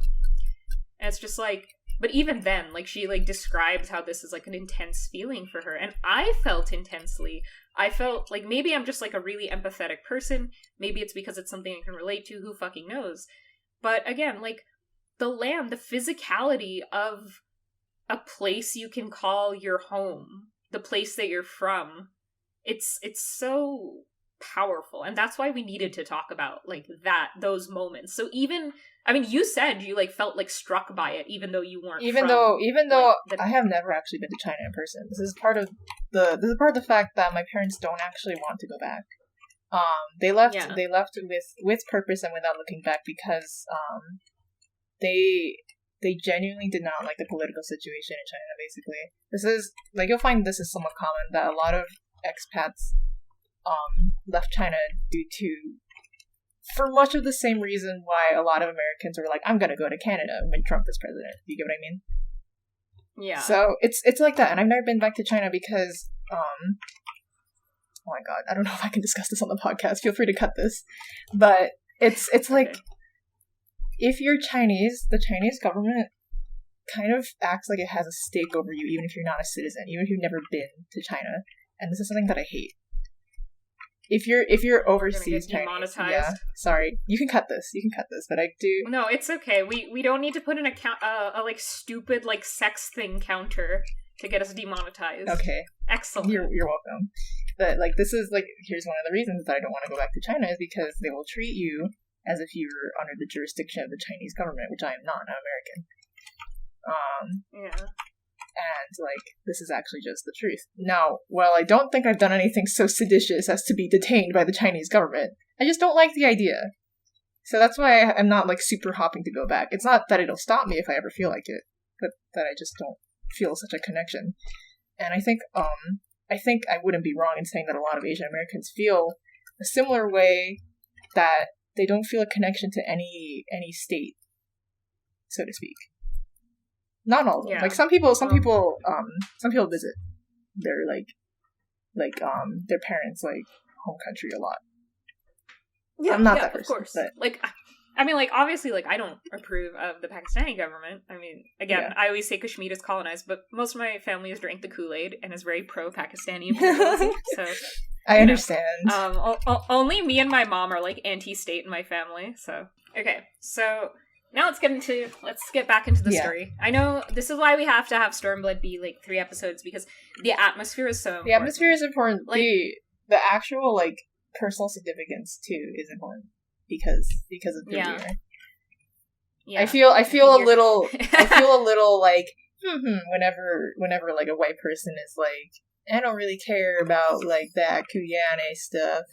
Yeah, like when like, okay, it's literally like talking to other people of color about Stormblood, and it's like the philosophers, and it's like talking to white people about Stormblood. It's like the mom talking to the baby. Like, that's how I feel. One of my friends who is also Chinese, who I mentioned sometimes, I don't think he watches this podcast, sorry, but he's been playing through Stormblood recently, and he's like, I don't know what people are saying when they say Stormblood is bad. This stuff is like direct from my childhood. Like, he was talking about how the castle under the sea, that one dungeon, reminded him so much of like stories from his childhood about like Sun Wukong, the Journey to the West, which he shows up too. He shows up in person, and I had such a moment when he showed up. I was like, that's him. That's so funny. I love that. I think you told me the story, actually. I'll discuss it again when we bring it up, but I had such a moment when he showed up, because he was like, you know, when I was a kid, I was read pictured books about him. I watched the interesting like 80s Chinese animes about him. So yeah. For me, the first time I had that in 14 was when Shiva showed up, and I was like, that's not her. No, when they did Sun Wukong, they did him so accurately that I knew all of his mechanics in advance because they were straight from his story. That's so funny. Oh, I guess Ifrit also. Ifrit, yeah, Ifrit's also like a thing in my culture, but I'm not gonna get into that right now. But I was like, I know those. They did it wrong. Final Fantasy 14 does this, and that's it ties back into the things like, well, even if they fuck it up, it's like it's still a little fun. It is still a little fun. Ifrit was fun. I don't know about Shiva though. Because that's like religious for Hindu. I'm not a Hindu, so I don't know. I remember I saw what I thought was an interesting post on the subreddit. Like, the responses were clearly not interesting, but it was someone saying that like their girlfriend who was aware of like Hindu traditions was offended actually by Shiva and Lakshmi, because she was like yeah, that's what she was like, they got it wrong, like she's not like this, which like I totally get it. I've heard that, but I also have Indian friends, like IRLs, who were offended by Shiva. I've heard a lot more people be offended by Shiva than by Lakshmi. I remember she was actually more mad about Lakshmi. It was a really old post, but from what I remember, she was mad about Lakshmi because she was like, Lakshmi is like a peaceful like goddess or whatever. Sorry, I'm not too versed on Hinduism. Here is me being ignorant. And she was like, she's peaceful, she's not, like, warmongering. People in the comments are like, actually, like, she has, like, a peaceful variant, and you're just fighting the one summoned by, like, the warmongering ones. That's why my one friend, he wasn't, like, offended by it, because he was like, well, because he knew, like, the whole thing was, like, a perversion right. But the actual idea. Yeah, but with Shiva, he was offended because Izael's story is, Izael's I don't want to say she's white-coded, but she's white-coded. And he was, like, more offended by that. I feel like... He didn't mind Lakshmi because, like... I feel like the Ananta, like, feel Indian. Yeah, I want to, like... We keep talking about each other. I want to, like, go over what it is to be white-coded in Final Fantasy XIV, because I feel like this is going to come up in the Stormblood casts and future casts. Okay, so racial coding obviously exists in 14. This is why we get discourse about it at all. However, the way racial coding is done in Japanese stories is a bit different. One example, and I actually don't know if you know, you probably would know this, but one example is in shows where you'll see like anime girls who all have multicolored hair. One of the ways to show that a character is a foreigner is for Americans, make her blonde. This, you all probably know this. But interestingly enough, if it's a series where everyone has multicolored crazy hair colors, if she's another type of Asian, she will have black hair. That is a very firm way to do racial coding. Japanese anime, especially racial coding, if they want to depict a Chinese person, they will depict them with the same slightly horrifying racial stereotypes that Americans used to depict Japanese during World War II. And that's why I find it something somewhat interesting. The way that racial stereotypes will travel across the world. Yeah, there's like a name for this. I'm gonna see if I remember what it is. But like, of course, there's like the giving. It depends on if she's supposed to be fuckable or not. Yes. It's okay. It's called Mukokuseki. Mukokuseki. Yes. Sorry, I was trying to remember how to pronounce it. Koku means country, and mu means none. Okay. It's the deliberate... I'm on TV tropes. I'm so sorry for reading from TV tropes, but it is a thing. Mukokuseki is the deliberate lack of ethnic features included in character design of Japanese fictional characters. It literally means stateless, though the term relates to more abstract anime, and in this case, hyperbolically. So basically, like, anime characters have the big eyes and the dot noses and all that. Like, that's basically what it is, right? That's what Mukokuseki is. It's that anime characters are basically, like, enough of an abstraction that you can actually make them, like, you can ostensibly, I don't think Mukokuseki is actually real, but you can ostensibly make them, like, unracialized. I don't think this is possible. I don't think it's possible to make a character that's unracialized, because But it's the intent. It is absolutely the intent. Well, it's the same way that, like, white people see themselves as the default. And yes, you guys do. People generally see their own race as the default. Generally. Like, when I say, imagine a guy, like, I mean, unless you're purposely trying to, get the dig on me now that I've pointed it out, most people will think of a white guy. Most white people will think of a white guy. I think of a white guy. Yeah, I do too. Because we're yes, live in white society, right? So I would say Mukokuseki. Mukokuseki is the it's like because like if you ask a Japanese person, imagine a man or imagine a woman, they're probably like a Japanese person living in Japan, they're probably going to think of a Japanese person, right? So it's like that. So even if like maybe it's racialized to an outsider, to a Japanese person, it probably isn't. And so they have some things that typecast characters as foreigners. Blonde hair is definitely one of them. Haruhi Suzumiya is actually a great example of this, where while they don't have a blonde-haired character, the alien girl, because there's 3 main girls in Haruhi, and then there's like 2 boys, right? So you have your main girl, she has like the dark brown hair. Your main boy, he has like the dark brown hair. This is a stylized black. It's not actually brown. It is sometimes brown because it's really popular to dye your hair brown in Asia. It depends on if there's black-haired characters in the series or not. And Haruhi doesn't really a lot of times if they wanted to pick black hair while still also maintaining the hair color as a distinct characterization element, they'll do like a dark shade of black, like maybe dark blue or dark green. Yeah. And then there's the pretty boy in the cast. Like the main guy, he's like a measly average guy, but then the pretty boy, he has brown hair. A lot of times they'll give them quote unquote more attractive characters, especially male characters. The pretty characters get brown hair because brown hair is used by a lot of like celebrities and such, and also it's I call it like the preppy color for Asian people. It's also implied that he dyes his hair, because you do have to dye your hair to get it like that shade of brown. And so, like, in a series full of natural-looking characters, like, we're not talking a series where characters have, like, blue hair and, like, bright yellow and pink and all that, but, like, in a series where, like, the characters all look relatively natural, and they use relatively organic colors, the brown hair indicates that he kind of preens and takes care of himself. So this is like truth and fiction. A lot of people who, want to have different hair colors and they're Asian, the easiest way to do this is to dye your hair brown, because all you have to do is basically bleach it a few shades, you know what I mean? Yeah, and blonde hair is still controversial in Japan. Also, it's just hard to maintain. I can speak from experience.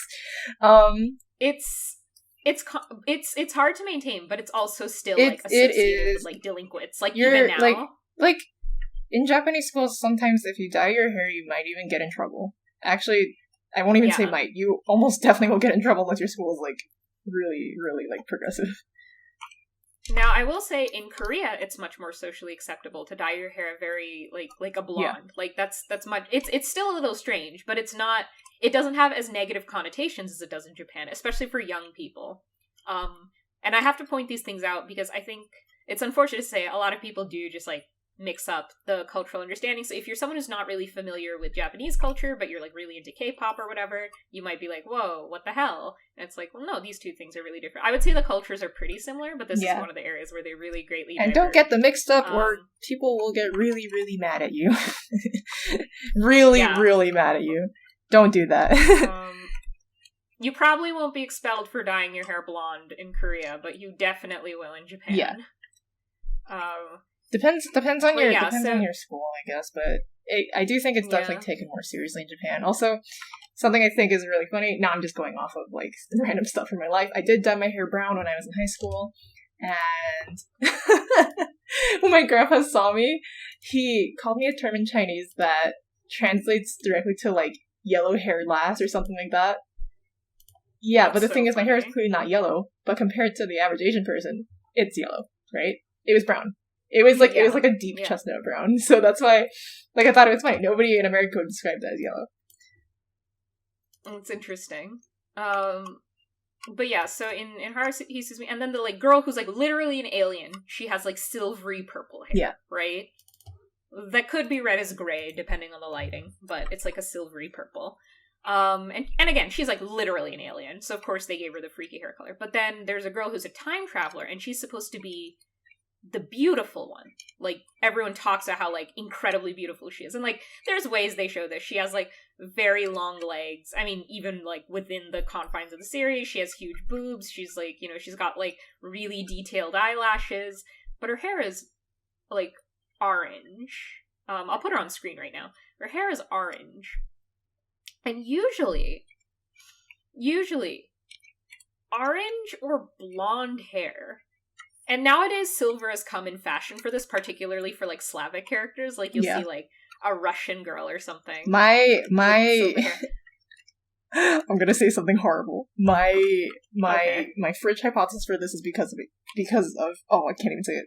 Oh, I think you know. I think you know what I'm gonna say. It's not because of that. Okay. It's not because of that. The popularity of this is actually because of Idolmaster. Oh my fucking god, really?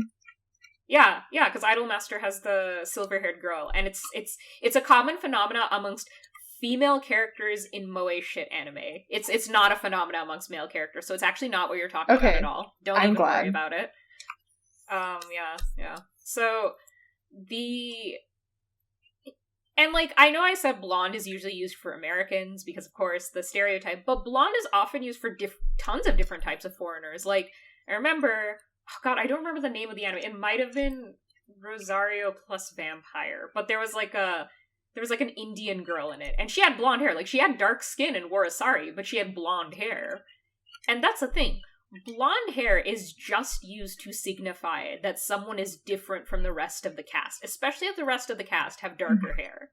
Like, usually a foreigner. Like, if you see a series, like, sometimes it's, like, the pretty boy color, but, like, if you see a series that's, like, about supernatural shit, and they're all, like, normal people, someone's gonna get revealed, like, like, say it's, like, a vampire hunting show, right? Like, mid-season, it'll be revealed the blonde one is, like, secretly a half-vampire, you know?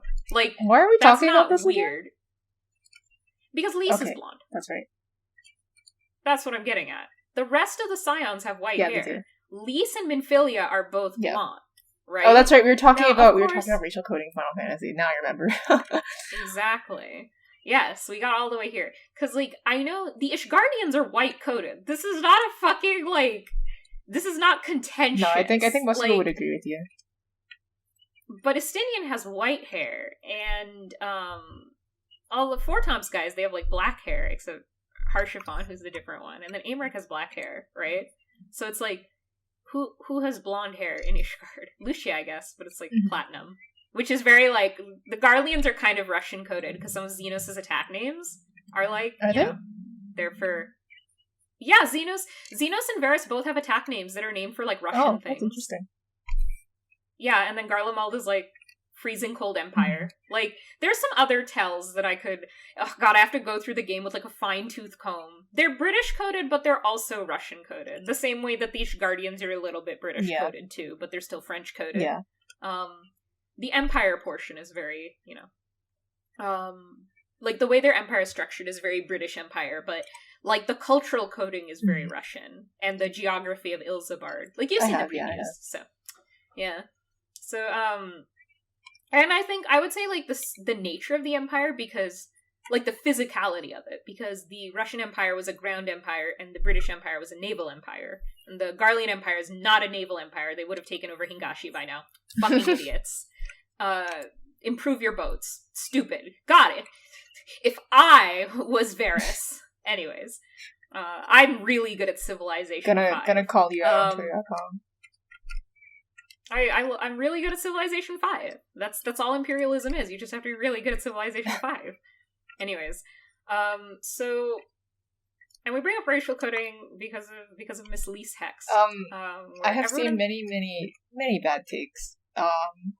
Mostly shown to me by Noah, but not white in an ethnic sense. Best fucking ask I've ever gotten. I in remember my life. You showing me that, and I was like, "What?"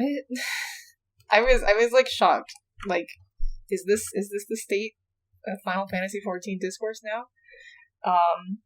It has been since I joined the fandom. So clearly, the problem is you.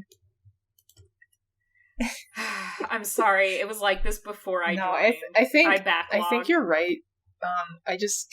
I was on the subreddit, and the subreddit, for, you know, obvious reasons, for a while was not concerned about things such as racial coding. I don't think people would know what it was if you said it in there.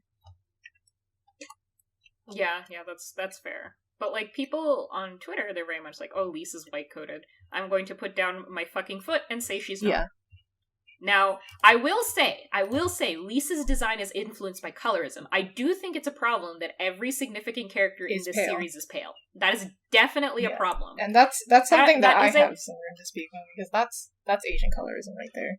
And, while I won't go into depth about it, a lot of times it's that It's the impression that being pale is ladylike, and that being tan is not, and that's why her dad is so dark and she's not. Yeah, you'll often see you'll see like women with like really dark skinned dads in this series. You'll also see, and like Alphino is like supposed to be a delicate. Yeah, that's man, why he's pale. That's why he's pale. Yeah, like, and that's why Thancred is a little tanner than Alphino. Or that's why Urianger is allowed. Urianger is not like significantly darker, but he's allowed to be a bit darker because he's a guy. Because he's a guy. Yeah, this is something that a lot of Western discourse about Asian colorism kind of misses sometimes. Is that Asian colorism is very much tied in with beauty standards and misogyny. And while it is in other places too. That's why I feel bad saying this, because it absolutely is in other places too. But it's really, really heavy. I don't know how to describe it. What it boils down to is it's okay. Not to say Western colorism is steeped in racism, and the root of racism is used to justify classism. And classism is used to justify racism. In all places. However, of course, how racism is discussed should be discussed differently in different places. I'm also a victim of Asian-style colorism. I used to use skin whitening cream when I was a teenager. This is very much something I can talk about. I used Fair and Lovely. It fucking burned my skin. Yeah, those products are bad for you. They're, actually bad for you. Yeah, don't use them. They're bad for you. And the thing is, if you're an Asian person and you've ever been told by a family member that you're a little too dark, you know what it's like. Yeah. And if you've been told that, the chances are that you're probably perceived to be female by your relatives or something like that. They're just you're a bit too dark for a woman, that sort of stuff. Well, Western colorism is about a closeness to whiteness, because whiteness was invented to justify imperialism, i.e. non-white people need to be guided by the white man. That, look into the origins of whiteness and eugenics. You will see this. So, the reason that, and I'm sure most of you know this is a very, very basic U.S. history, is that the reason that, this is where the paper bag test comes from, right? That, slaves were allowed to work inside if they were, lighter than a paper bag. And of course, you can be, full, from, it's not all Black people inherently have dark skin, or all Latino people, or whatever. Not all, Native Americans do. But that said, a lot of the variation in skin tone, I hate talking about this. Oh my god. It's really hard to talk about this because I don't trust anyone to not run away with what I've said and twist into something actually racist. Well, no, it's hard to talk about it because this is really It's also really heavy, and also I don't feel like either of us have any room to be talking about stuff for example, American colorism, right? So that's explicitly not what I'm talking about.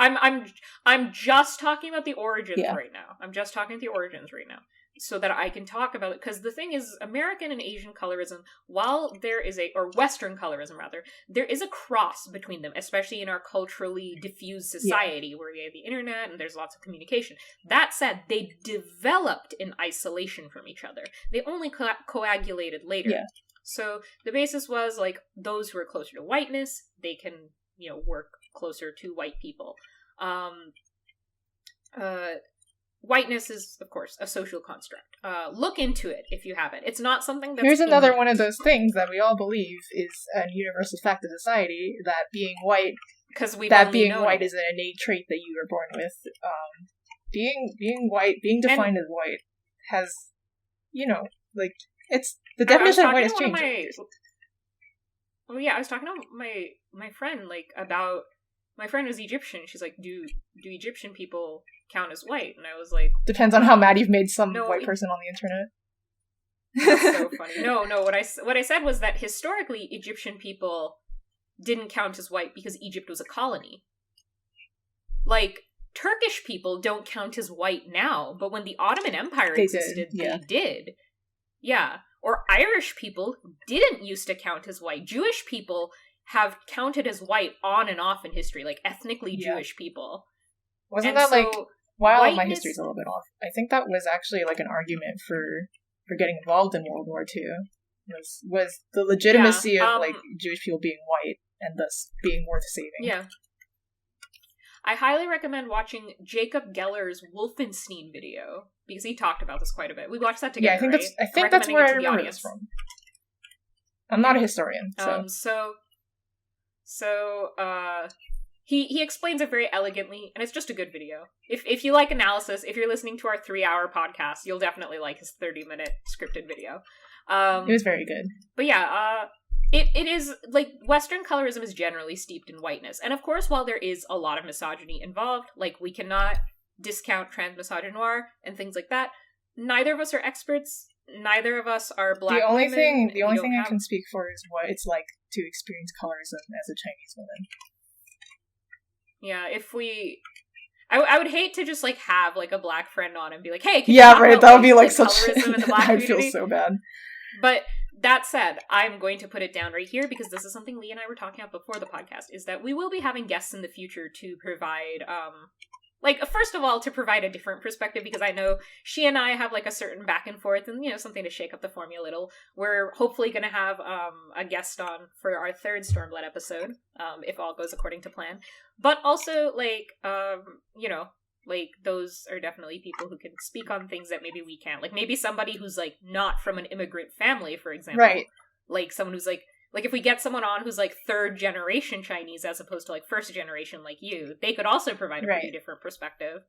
But anyways, so colorism in Asia, it comes from primarily, like, if you work in the fields, you get dark, because Asian people, we get all tan. sorts of Asian people, my kind this and is Lee's something kind. that I thought was interesting, because when Yoshi P was asked why Tancred has gotten tan and now he's pale again, he was like, oh, it's because he was outside and he got tan.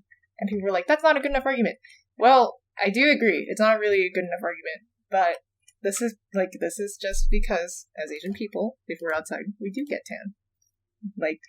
And we're not excusing Yushtola's I actually don't like it. Neither of us are, like, okay with that. Yeah. Yeah, we both hate it. But...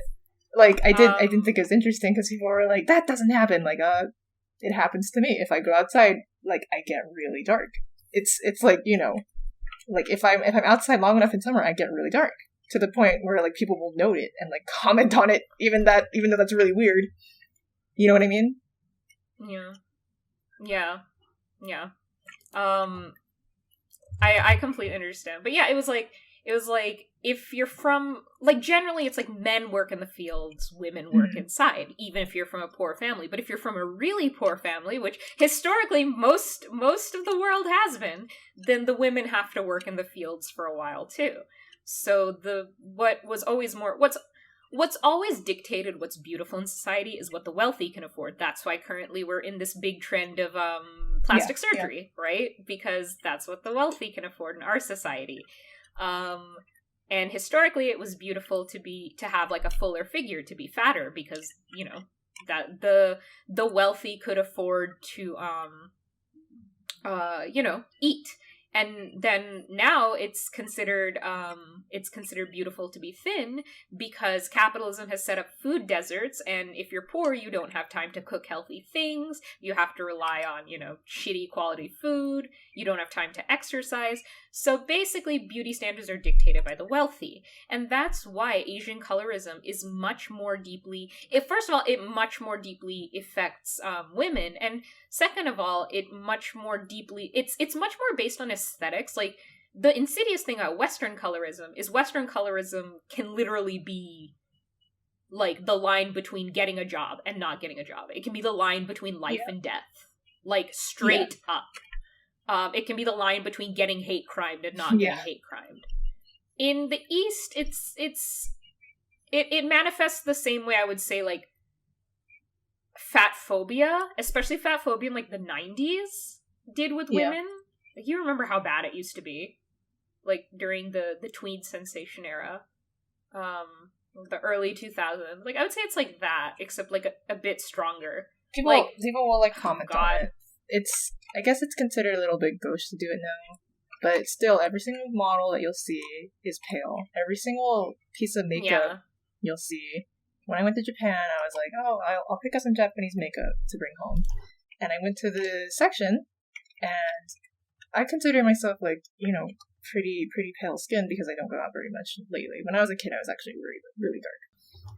Yeah, but you're pretty dark by Asian standards. Am I? Right? I actually don't know this, but when I I didn't know this. Okay, actually, this does tie in with what I was about to say. I didn't know this, and I went to Japan, and the lady, well, I'm Asian, so she thought I was Japanese. She started speaking to me very, like, fast-paced Japanese to try and sell me some makeup, and I was like, okay, like, listening along. And she was like, I think you would be a medium. And I looked, and there were 3 tones: fair, medium, and dark. And I was like, I'm a medium? Okay, I'm going to send this picture to you right now, Lee, and then I'm gonna, like, put it on screen. These pictures I'm gonna send you. This is Joy from Red Velvet and Irene from Red Velvet. They're both K-pop stars. Joy is considered dark-skinned. Right. Like, straight up. Irene is considered pale. Joy is considered Yeah, you know what the funniest part is? I bought the medium one, it was too light for my skin tone. So like, yeah, this is the cultural background with which Final Fantasy XIV was made. So hopefully it explains a little bit about why the characters end up this way. Sigh. Big sigh. Also Stan Red Velvet. Sigh. Stan Red Velvet. But yeah, like, if you guys are, like, looking at the screen right now, like, these the first picture I sent you, Lee, that's edited, so I might not put that on screen. That's, like, you know, the last one, but, like, the last one I sent, it's like, I'm darker than both of these girls. And, you know, like, in Japan, the lady turned to me like, I think you're a medium. It's, like, stuck in my head. You know what I mean.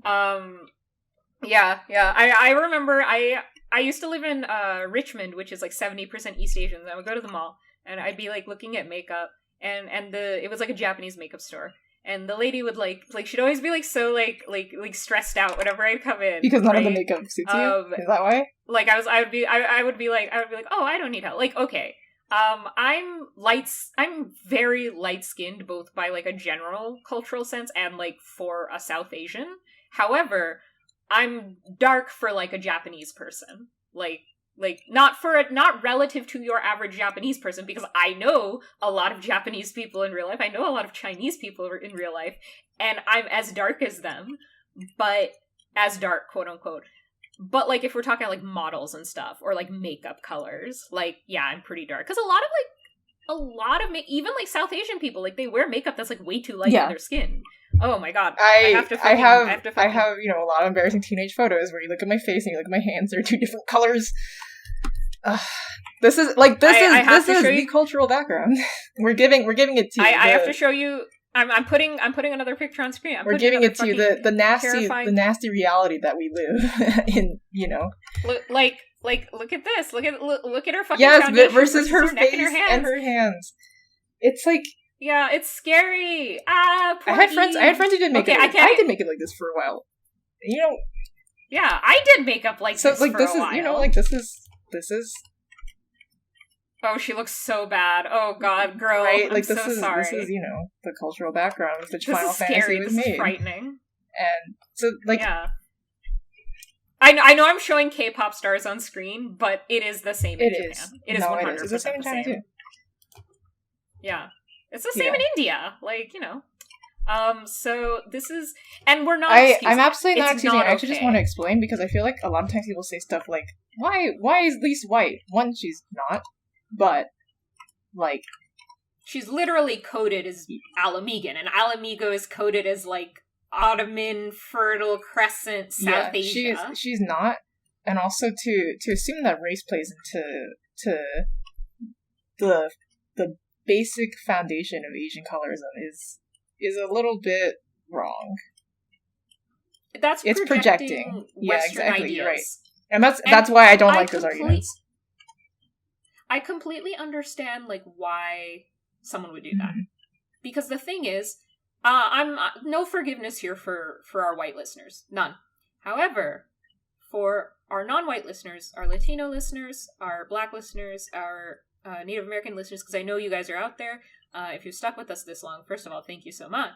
And second of all, I know it's painful. Like, I know colorism has caused you pain. I have literally witnessed it. I grew up in America and Canada, so I've experienced Western style colorism. I've been, like, mistreated for my skin. Even I'm darker than a white person. Like, I'm pretty light skinned, but I'm darker than a white person. So I related a situation I had with Noah to Noah. When I was a kid, I cosplayed a white character, and another person of color actually came up to me and they were like, "Aren't you a little dark for him?"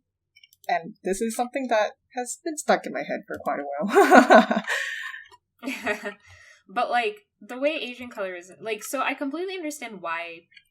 And I will forgive any person of color who says that... Who, like, has this idea, because the thing is, it's hard to separate your own pain from this kind of thing. And your pain, your hurt, it's entirely valid. And just because, like, the colorism comes from a different place doesn't make it any less painful.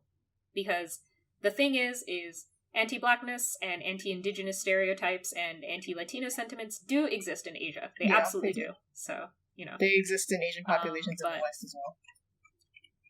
I don't like talking about it either, because it's not because I feel... But it's something we have to It's not because I feel like know? I don't want to, like, air the dirty laundry, but because I know it's actually a point of pain for people. I don't like discussing things that, you know, make people have to remember how shitty reality is.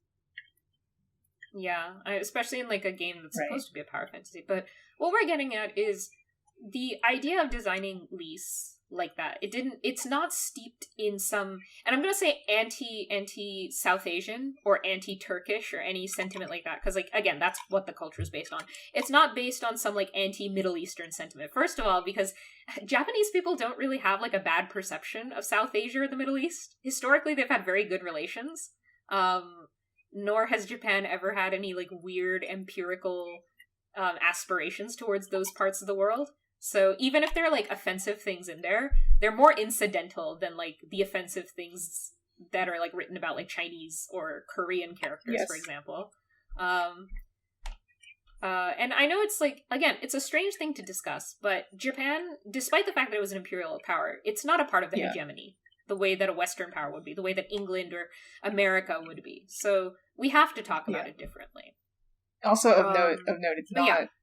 Southeast Asia is not included when we say South Asia was never part of Japan's imperial ambitions. Oh, yeah. We're not talking Southeast Asia was absolutely a part of the plans. Yeah. And part of a lot of the racism that, you know, Japan deals out. I know we've gotten, like, really far into the Stormblood cast. Like, we're over halfway. We're just talking about, like, race and stuff. I'm sorry, this is the... I think this foundation is really important, because the thing is that everybody who's listening, you all know what happens in Stormblood. But we need to talk about the foundation on which Stormblood was built, both the good and the ill. Yeah, I agree with that. And like, when you say, like, we got to here because we're talking about racial coding in Final Fantasy. When you say Lyse is not white-coded, it is not because of her appearance, but because of her experiences. Yeah. Lyse's pain, her story, if any, it's relatable to us, because I came from Pakistan when I was, like, a small child, and you never lived in China. It would be like if we returned home to fight on behalf of our own oppressed people, you know? Which is, you know, like, it's not, you know, it's not an experience that a lot of people providing commentary on Lyse, and on Lyse's, like, say, problematic status. A lot of those people don't have that context on what it's like to be someone who is actually like Lyse. Yeah. Lyse's story is that of the diaspora who returns home and realizes that... Because this is commented on, and this is where we talk about the Mefford storyline right now, but... What I do want to say, sorry, before we stop talking about Lyse, is that I don't think, while I do like the theme of Lyse's character arc, is that she's like, she feels like she doesn't belong in, like, her own country. She feels like she's filling shoes that are too big for her, right? She feels like she's filling shoes that don't belong to her in a country that she doesn't feel like she has the right to be in charge of. And I love that theme, but I don't think they did it very well. I think that actually the writing didn't do enough of a job highlighting that, because it's something that I have to read extra into to get. So... Well, I think they did a good job pre-Ralgers. Yeah, I agree. They really dropped the ball. So that's all I want to say. Like, I think the themes are good. I get why people might not understand it, because they did drop the ball, though. But, you know. Yeah. And that's the problem with having two writing teams. Of course, we don't know the internal politics of it that much, but there were two writing teams. I'm going to put that on the table right now. Ishikawa manned the Doma Yansha stuff. So, And so when people, like, endlessly praise her, and I do think she's improved as a writer. I think Under the Moonlight was a better story than the parts she wrote in 4.0, and I think Shadowbringers is... I don't know if I think Shadowbringers is a better story than Under the Moonlight, though. Under the Moonlight I think is still one of Shadowbringers the, like, is highlights an of the game. expertly done set of arcs that are cohesive, which is actually something that we did not really have in Final Fantasy until then. I hate to say it. Yeah. So No, that's why agree. I appreciate that from a writing perspective. Yeah. I mean, the thing is, some of those arcs didn't really hit, whereas Under the Moonlight was just and one it arc. hit real good. Yeah. Yeah. Like, I could say, like, Under the Moonlight is as good as, like, the Amarot arc of Shadowbringers. But I couldn't say, like... But I would say Under the Moonlight is better than Shadowbringers as a whole, because Shadowbringers also has some measly parts that drag it down. Anyways. So... Okay, I want to talk about Monago's quest first, because it's a little bit more hokey, I guess, and it's what I did first this time. Last time I did Mefred, then Monago. This time I did Monago, then Mefred. We completely forgot to talk about Grinowat in the last, in the fucking Heavensward cast, but he is an Aziz Law, and you fight him alongside Gosetsu. So you know who Gosetsu is. Yeah, you fight him in that's Aziz right. Law. And then you see, like, this. I remember we, like, saw the duty. samurai skills for the first time, and everyone's like, wow, whoa. Yeah, I remember. During the Omega stuff. And Nero gives you a cool robot. He, like, gifts you one, and I was like, wow! Ooh, he likes us. And one more little piece of praise for Heavensward. I thought it was really clever that they showed off Red Mage and Samurai in the solo duties. Like, that was a really clever way to preview it to the audience. But anyways, so that's the first time we fight alongside the Lyse as, like, a monk. Or, no, not as a monk. Lyse as Lyse. Before they choose Ida. So, Monago's quest chain, I don't remember what you were doing in specific, but you're trying to, like, do something to, like, lift morale, basically, of the populace. Yeah, is Monago the one that was in Robber's Reach, or did you go out of Robber's Reach? They both start in Ralger's Reach, but you have to leave Ralger's Reach. I don't remember if Mefred's was the peaks or the fringes. Mefred's was the peaks. Mefred's was the one where you try to win the trust people in the village by doing good things for them. So they will fight in a war for you. I wouldn't say it's like that.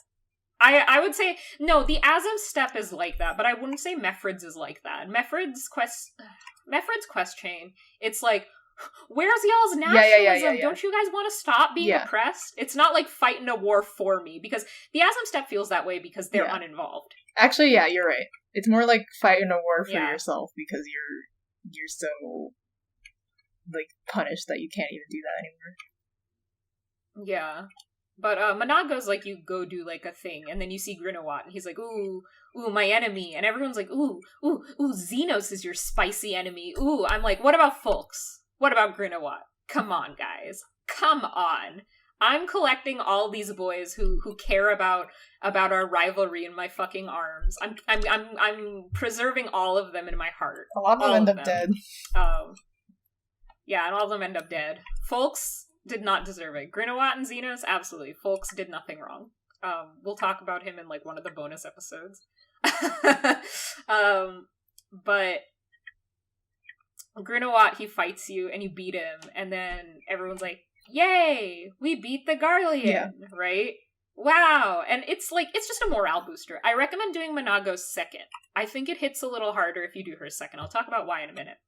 But it's kind of hokey. You fight alongside Raban and Pippin, which is a lot of fun. Like, it's just fun. It's just fun. It's just kind of fun to kick the Garlean's ass. Especially when you see this, like, beautiful vista, and you're like, wow. And you, like, hear, like, Lisa's pain. Like, her voice actress is really good. I'm talking about her JP voice actress. I don't know how her EN was. But her JP voice acting was really strong. And, like, her voice, like, wavers a lot. Like, she gets, like, a shaky voice where she sounds like she's gonna cry. And I'm like, man, even if I didn't care about Ala Mhigo, I gotta do this for you. And, like, Monago's a cat girl, and she's just cute, and she makes all these big expressions. I'm like, I gotta do it for these two. Oh god, like, again, even if you don't give a shit about this something that really emotionally hit me was that the Ala Mhigo section of the story introduced you to, like, you know, all the sons and daughters of Ala Mhigo, and a lot of them, all they've known is war. For their entire lives. Yeah. And it's like, seeing how, like, Raban and Monago, the way they get after you beat the Ala Mhigans, like, that unbridled joy, it gets me so emotional. It's really good. It's really good. The first, basically everything up until post Ralgers was actually great, and if Stormblood kept that pace and that like tone up for the whole X-Pack, it would be phenomenal. I think Stormblood is really good. That section of Stormblood especially is really good at showing the horrors of war. And there's also the Doma section, which I think is also really good at showing the horrors of war. And those two parts together, I rate very highly. I like them a lot. Yeah, the Doma section is the best part of Authored, and then the this part is like the best part of like the Eurobania stuff. Although I will say the Locks is my favorite area in the whole game, even if the stuff that happens in the Locks isn't that great. Zenos. Ding. So no. I'm no Zenos. No, every time you say Zenos like that, I say ding. Oh god. I'll be saying it a lot more in the Shadowbringers cast. Cause he's very cute. I have this relationship with Noah saying Zenos in the same way that like I would have a relationship with like another one of my friends having a questionable boyfriend and being like, how cute is he? And I'm like, he's cute. I'm grabbing my Zenos right now. I'm gonna put him on screen so you guys can see him. He's so cute. Ding! My Zenos plush is cute. He is cute. He's cute! He's like little. Like I can hold him in my hands. I can squeeze him really tight so I can pretend that I'm hurting him. You know? My special relationship. Zenos is my special friend. Anyway, remember that we are leftists on this podcast. I don't like him. He's looking at me. I think I hurt his feelings. Anyways, he's made of felt, so he's like not like entirely. Like his hair is made of felt. It's very soft. It's very cute. If I remember I'll put the Etsy link up so that if you guys want one, you can buy it. Support indie creators or whatever. Plugging someone else's Etsy shop, so I'm like, God. Anyways, so Mefred's quest chain. I actually recommend doing this one first, because this one's a little bit more miserable. And being in that mindset of being really hopeful that you are after Monago's quest chain makes the next part of the story much more compelling. But in Mefred's quest chain, you go to a small village in the peaks. This is where Lyse's father is from. And you try to convince, like, Mefred's talking about how not a lot of people are riled to the resistance. He gives you some cute dialogue if you, like, remember him. Like, because, like, you can be like, I don't know who you are. And he would be like, oh, yeah, it was about so long ago. And, like, if you're like, no, I remember you from Quarry Mill. He's like, oh. And he smiles. And it's really cute. I love Mefred. Mefred is, like, it's really cute. He's one of the best characters. I was one of the people who... Incredibly underrated. I was one of the people who did remember him. I liked him. Yeah. I love the Ala Amigos. I say them. It's the Ala Mhigos, one word and no H, so it's ALAMIGOs. Oh yeah, you like type it, the Ala Mhigos. I like the Ala Mhigos. Oh god. Yeah, I love them so much. And so Mefred and Lyse, like, they go there, and Lyse is like, hey, why don't you guys want to fight? And it's like one of like her dad's like friends. He's like, oh my god, you're like, you know, you're so-and-so's daughter. And, like, I've had this happen to me, so it was, like, totally believable. Where, like, people, like, I'll be, like, out and about in, like, the South Asian, quote-unquote, portion of town. I'll be out and about doing my little Noah-ly things, and then someone will be, like, I'll be, like, talking to, like, a shopkeep or something. And, like, they'll be like, oh my god, are you so-and-so's grandkid? And I'll be like, oh, yeah. And then, like, they just, like, know. They just know. Like, brown people just know. It never happens to me, but that's because anyone who would say so is speaking in Chinese, and I am... I'm stupid. There's a reason why I try not to speak in Chinese on this podcast. It's because it's really embarrassing. Well, we're getting pretty close to the Yanxia segment, so you might have to say something. I don't think there's almost none because they decided to use Japanese names and everything, and that is something that's going to come up when I talk about it. Yeah.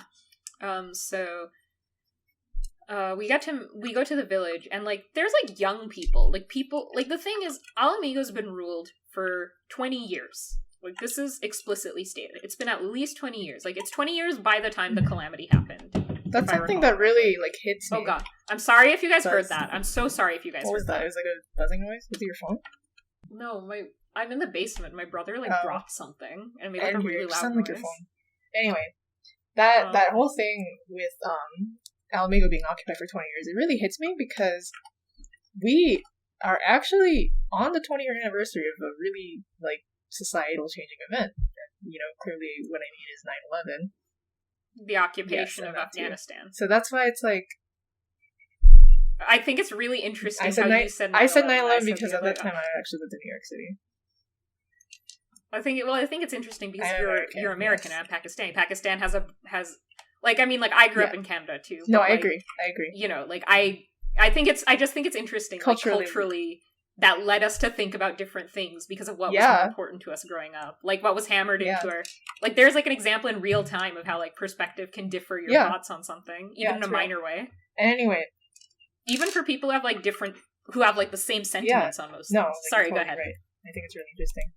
But anyway, that's something that I thought about because it's like, there are people, 20-year-olds alive today, 19-year-olds, 20-year-olds, who don't know what life was like before 9/11. I mean, we're in our mid-20s, and I'd say even most of us don't really know because we were so young. So, like, this is such a real thing to be, for the entire time that you're alive, to live in, you know, to live in a world where, like, your country is at war, your country is occupied. And I think that's something people don't think about enough when it comes to analyzing the characters of some of the characters in Stormblood. Yeah, like, we see, like, I think it's interesting that we have, like, characters, like, the first character, like, I know we talked about, we'll get to Fordola in a second, and we talked about Arenvald briefly, but Arenvald's, you know, his story, we don't know anything about him yet in terms of the text of the story beyond he was a scion. Like, we know him as a scion, we don't know him as the Ala Mhigo, Arenvald. But we meet a kid in this village, and he, like, gets pissed off. Like, the old man is just sad. He's like, we can't do it. And that's probably because he's, like, he talks about how, like, people have seen, like, their sons and daughters, like, die. And if you go around, like, talking to people, like, there's one character, I don't remember if this character was, like, a woman and she was talking about herself, or if this character was a man and he was talking about his sister. But they talk about how, like, the Garleans, like, dragged a woman away and, like, beat and raped her, and she, like, can't use her legs anymore. I think it was, like, a woman talking about her own experience. Yeah, it was something like that. It's been a really long time. And it was really brutal. Awful. And, like, the thing is, first of all, this is something occupying armies do.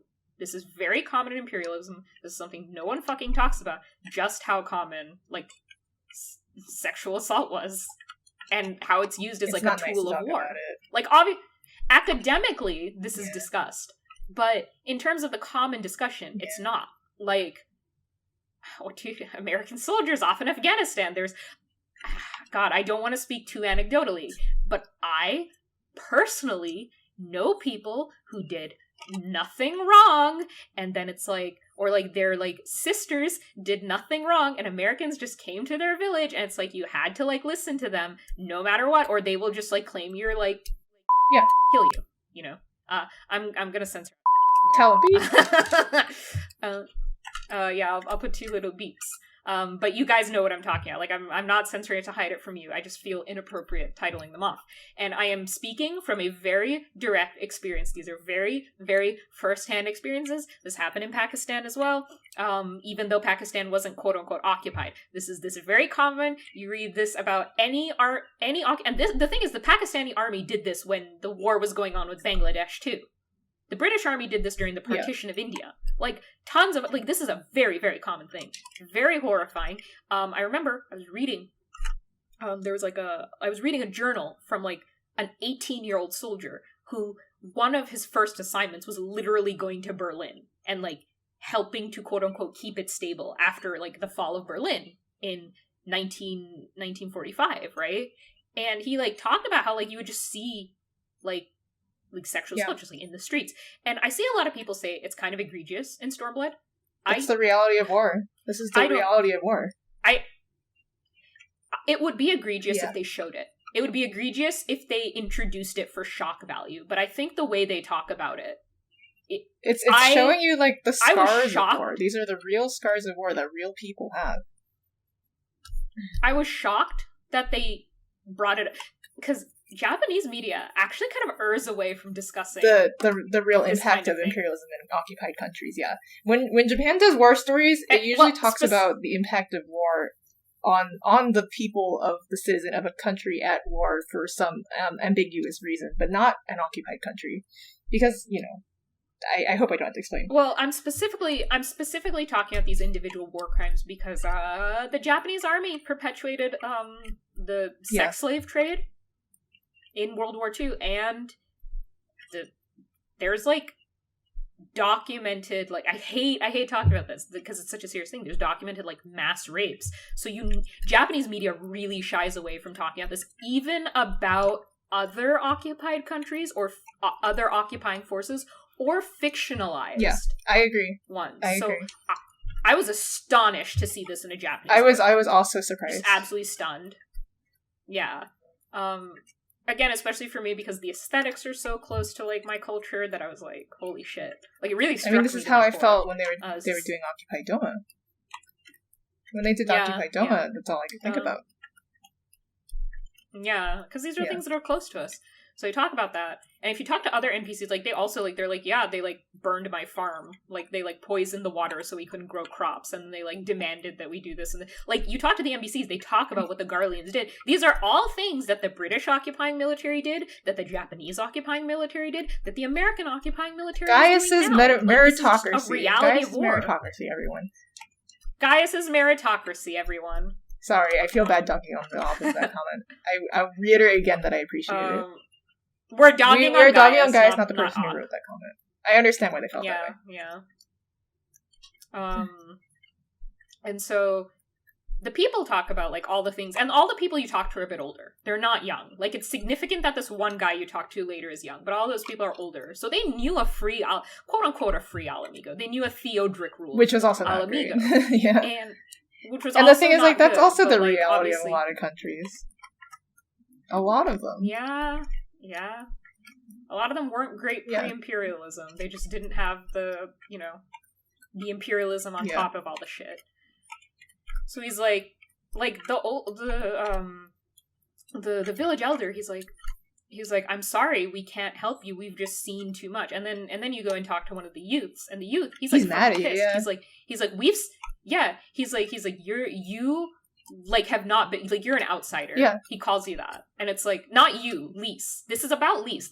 I think this is why some people have contention with Stormblood. None of this is about that was why I didn't like it. Like, Monago's story is about Monago's question. It's more about Monago and Raban. And then, like, this part is more about Meffred and Lyse. Whereas when you did the beginning two quests in Heavensward, they were about the wool. And everyone else, but, like, now the wool is just spectating. And for you and me who play Ala Mhigan wolves, it sucks, but, like, obviously they can't just, like, assume that your wool would have a stake in this. I'm okay with mine. But I really liked it. For reasons. Yeah. But I really liked it. My wool wouldn't have, like, based on my canon, my wool wouldn't even be there. He was in the palace, like, beating the shit out of Zenos at that point. So, like, my wool literally was not there. But even then, whatever. It was good. It was like this guy, like, he has an argument with Lyse. He's like, of course you wouldn't understand. Like, he basically said she's privileged. He is right. And he's right. Because she wasn't there. And a lot of people take this as, like, brown guy tells white girl not to interfere. No, that's not what it is. That's not what it is at all. It's him saying that you had the privilege of not growing up in war, so you can very easily come in and moralize. This is the problem I have with people calling Lyse white, is because, like, they're racializing her based on their very westernized, very, like, Americanized perception of race, when her experiences are not that of a white conqueror, but that of, someone who is trying to return to a place that they have, like, a cultural, like, heritage tied to, and being told that they're not welcome because their experiences are so extremely different from the populace. Yeah. Because, like, if you're like a person of color, if someone's like for my culture, we say, not my culture, like, my mom, she doesn't say this about me because I can speak my language and I'm more, like, studied for my culture, but, like, sometimes she'll call my brother. Oh, my mom calls me a banana.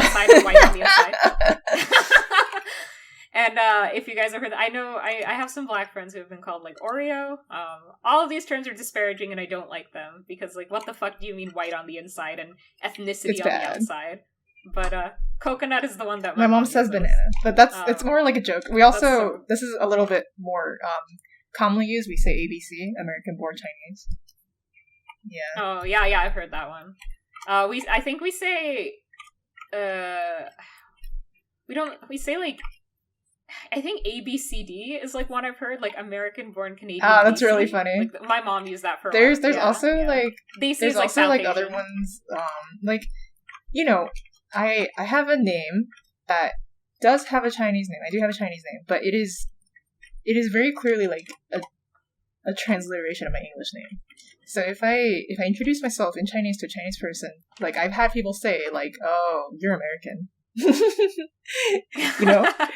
And like I think it's so interesting that there are like versions of this for like everyone. Yeah. Everyone has like all of like this is the like okay, like obviously like there are bad sentiments in all communities. Like I have seen like Islamophobia in the Latino community, or I've seen anti-blackness in the South Asian community, etc., etc., or like, you know, like anti-Japanese sentiments in the Chinese community, and vice versa. Like obviously like those exist. However, this is one of those like moments where you can be like all solidarity between people of color, because all of us fucking understand, like all of us, at least as immigrant kids, we all understand what it's like. We all understand what it's like to not feel like you fit in with you know, with the place that you feel as if you should fit in. Yeah. Although Lisa's example is pretty like I don't think the guy was actually wrong, honestly, because she has like a moment there, right? She has like a moment where she's like fuck, he's right. Okay. You know what I mean? This is my problem with Lyse. She goes through some amazing character development during the Mefford storyline. The Mefford storyline is the best writing in almost, I would say, the whole game. It's my favorite quest chain. It's the best. Voice acting's on point, directing's on point. Play it at night, ideally. Absolutely fucking beautiful then. Dialogue on point. The actual story is great. Even the side characters have impact. It's a harsh, brutal, bitter story, incredibly human, moves the story, introduces the best villain. Ding! No! This isn't about him! This is about my girl. But anyways, God, I forgot what I was gonna say. Mefford's storyline is great. The problem is, Lyse goes through this character development, then as soon as she's in Kugane, she resets. This is what I mean by I don't like the actual writing in Stormblood. I think the themes are good, I think the execution is not actually great. Like, Lyse in Kugane is the same as Lyse at the start of Stormblood, and then she goes through the same character arc, like, 3 more times. And she, instead of, like, naturally progressing through multiple character arcs like most characters would, she just resets and learns the same such thing. A moment when this happens again when she meets Hien, right? Because Hien is like Chad Lyse, right? That's how he's presented. He's like Lyse, but he gets over it. Yeah. And she's like, why can't I get over it? And it's like, girl, you did, though! Yeah. And I think that's partially a problem with having 2 writing teams. But even if you have 2 writing teams, I also think it's partially just a problem with the writers didn't know what they wanted to do with her after that fucking arc. There should have been a bit more, like, I understand if, like, there are developmental problems, but I feel like there should have been more internal cohesion. You know? Like, I don't know. Final Fantasy... Can I say this? Final Fantasy is actually not... I don't think it's exemplary for character writing. And I think Shadowbringers is actually an exception. No, I agree. However, that little arc she had is so good. I'm not going to say she's a 10 out of 10 character because of that arc alone. However, it was great. And it just, much like Estinian, it just makes it all the more infuriating. However, I can forgive Lyse over Estinian because Lyse drops the ball a lot faster, whereas Estinian is like holding me by the nuts for like 100 quests, and then he drops the ball. I'm like, what the hell? Whereas, like, at least Lyse disappoints me, like, early in the story. Thanks, Lyse. You know? I don't even think she's a bad character. It's just another one of the situations where, like, there was a lot of potential, and it didn't go, like, that well. She's mid. It didn't go that well. The damning sin of being mid, actually, is usually what makes people the most angry when they analyze media, because they're always like, it could have been so good, you know what I mean? Yeah, like, I think Lyse is, like, a substantially better character than, like, say, Aymeric, but, like, That's why I can talk about her more. I also like straight up don't agree with people who are like, she's weak, she's just like shitty and stuff. Like I remember people were saying stuff like why doesn't she just get over it? Like, oh dude, holy crap. I'm like, dude, you send like death threats to people when they like a different anime than you. Like, why don't you get over it? I think her character arc was poorly written, but I don't agree with a lot of the popular criticism I saw of her. Yeah, like, I don't know. It's the same as like the criticism of Shinji or Madoka. Like, I saw a lot of criticism of her that kind of felt a bit too like gendered. They were like, oh, like she's just being dumb. She's a dumb bitch. Oh my god, guys, don't say that. I'm not gonna say people would love her if she was a man, because people don't like Hien. I like Hien, but that's because he has big titties. He is very sexy, yes. That doesn't make me like him, though. But, you know, I can find a man sexy and not like him. But, like, a lot of people, like, I actually hear a lot of people being like, oh, people would love Fordola and Yotsuyu if they were men. I'm like, dude, Zenos is right there and everyone fucking hates him. Okay, not everyone. But, like, I don't think Yotsuyu or Fordola would be significantly more well-liked if they were men, right? I think Lyse probably However, would. I'm not...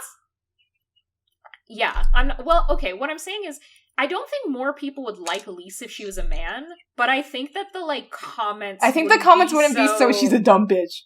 Like, that stuff maybe be like, whoa, guys, Because, like, Hien gets ignored for being a bad character. Like, people just don't talk about him. And I think that's what would happen, whereas with, like, Lyse... There's animosity. Like, people don't like her. People are like, you know, she's a dumb bitch and just needs to get over it. Like, guys, I think we have a lot of things to examine here.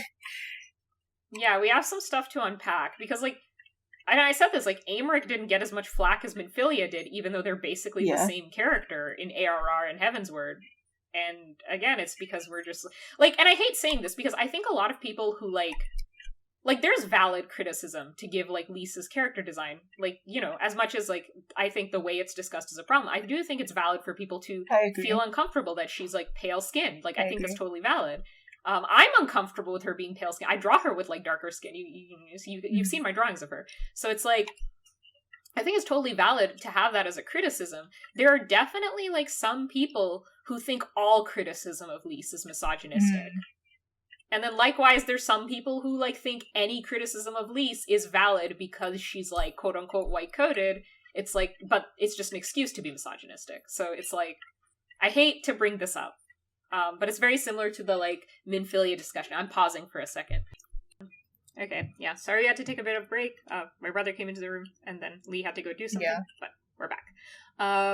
So sorry if we seem a bit erratic in what we're talking about. You know, life gets in the way. We're doing this for fun. So, anyways, so you do that. It's very powerful. It's a very powerful portion of the story, and he tells her, he says this thing to her, right? And, like, they have to, like, go save, like, a merchant, right? Because he got kidnapped by the Kikern. Oh, right. Who are a beast. Then I never used those guys. So the merchant. The thing about the Kikern is they don't seem to be as localized of a beast tribe as most of them. I remember, I think they said they were going to use them, the Kikern, in Shadowbringers. Were they? They were going to use them there. That's right. Yeah, they talked about it. Yeah, but, because there's Kikern in Gridania. I mean, granted, we see kobolds all over as well. Kobolds and Kikern we see all over. But I think that the kobolds in other places are, like, distinctly different than the ones in Limsa. Because the ones in Limsa are, like... I think kobolds are, like, from Limsa. Like, because they were there, like, before the Rogadin and stuff were. Or in Lanusia. Like, that's, like, their homeland, and then all other, like, kobolds are, like, immigrants, basically.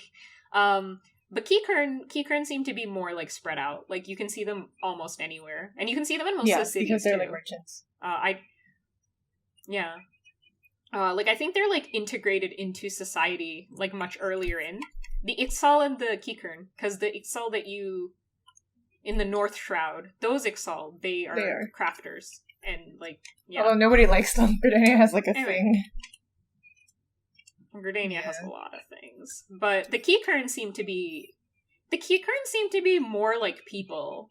Like, I mean, yeah, we fight them, they're used as generic enemies in some places, but they seem to socially be different than the other beast tribes, like, from the get-go. Which is why they're never an official beast tribe, I think. I think it's because the ones that we don't... Like, the ones that we meet are not ever hostile, the Kikern. Yeah. Like, there's a few, because I've been doing my hunting log, so there's a few stragglers that you have to, like, straight up kill in, like, but it's, like, Keycurn banded. They're like name shit like that. Yeah, whereas, like, your average kobold or Malja won't be, necessarily. You still gotta kill him. But, anyways, so some Keycurn, they kidnap the guy. He has, like, and this was really common on the British Empire. I'm sure it was common under other empires, but I think about this a lot because a lot of, like, Bollywood movies talk about this. One of the most famous ones being Amir Khan's Lagan. Lagan means tax. Lagan's a really good movie. I might make you watch it someday. It's like top tier Bollywood. I love Amir Khan. The basic plot of Lagan is like, I'm sorry to segue, but it's like, the basic plot is Lagan means like tax, right? And it's like, so under British rule, like everyone had to turn in like a certain amount, like all the villages and shit. They had to and like the provinces. They would put like an Indian guy in charge of the provinces, and they would be like, they'd have to like turn in like a certain amount of like, basically like crop, like harvest, right? I'm trying to think of the English words right now, so it's a bit hard for me. And so in Lagan, he's like it's been, because they've had a drought for the last like 2 years, whatever. They like haven't paid their Lagan, and he's like, okay, you guys have to pay double this year. But then, like, this ballsy little villager who's, like, completely uneducated, he's, like, the main character. He's like, hey, I see you guys are playing, you know, you guys are playing stick and ball. And he's like, it's not stick and ball, it's cricket. Like, the white guy, like, he gets pissed off. And and then they, like, make a bet. And he's like, okay, if you can beat me at cricket, like, what it comes down to, if you can beat me at cricket, then I'll cancel your Lagan for, like, 3 years and not collect it from the last two. Right? But if you lose, you have to pay it like triple this year. It's a fun movie. It's like a good movie. Bollywood sports anime? Okay, it's a lot of things, because there's like the Bollywood singing and dancing segments, but there's very, very serious moments about the repercussions of imperialism. But then it's also kind of a sports anime where he has to teach all those like shitty little villagers. Yeah, it's a really long movie, but it's really good. And I'm gonna point out here, a lot of people are like, oh, Japanese media is, like, irreverent. Like, it changes tones a lot. But, like, what I just described to you also changes tones a lot. It's just the tone piece is more popular in the West. But in the East, the all-over-the-place tone is much more common. Because that irreverence is more in line with Eastern religion, and the tone piece is much more in line with Western religion. Western religion and mythos, like, the legacy of the Roman and Greek empires definitely are burned into the Western mythos.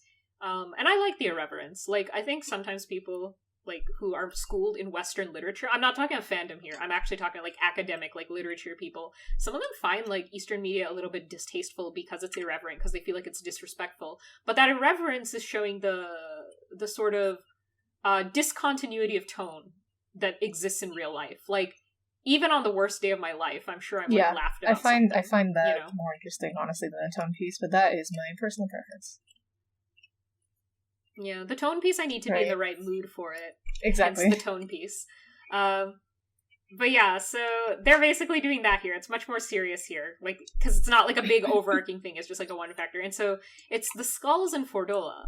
And this quest is called the Black Wolf's Pups, which I really like. Yeah. Because the Black Wolf is Gaius. And yeah, so this is like personally handpicked Ala Mhigo. Successful meritocracy. I want you to, like, slow me down when I say that.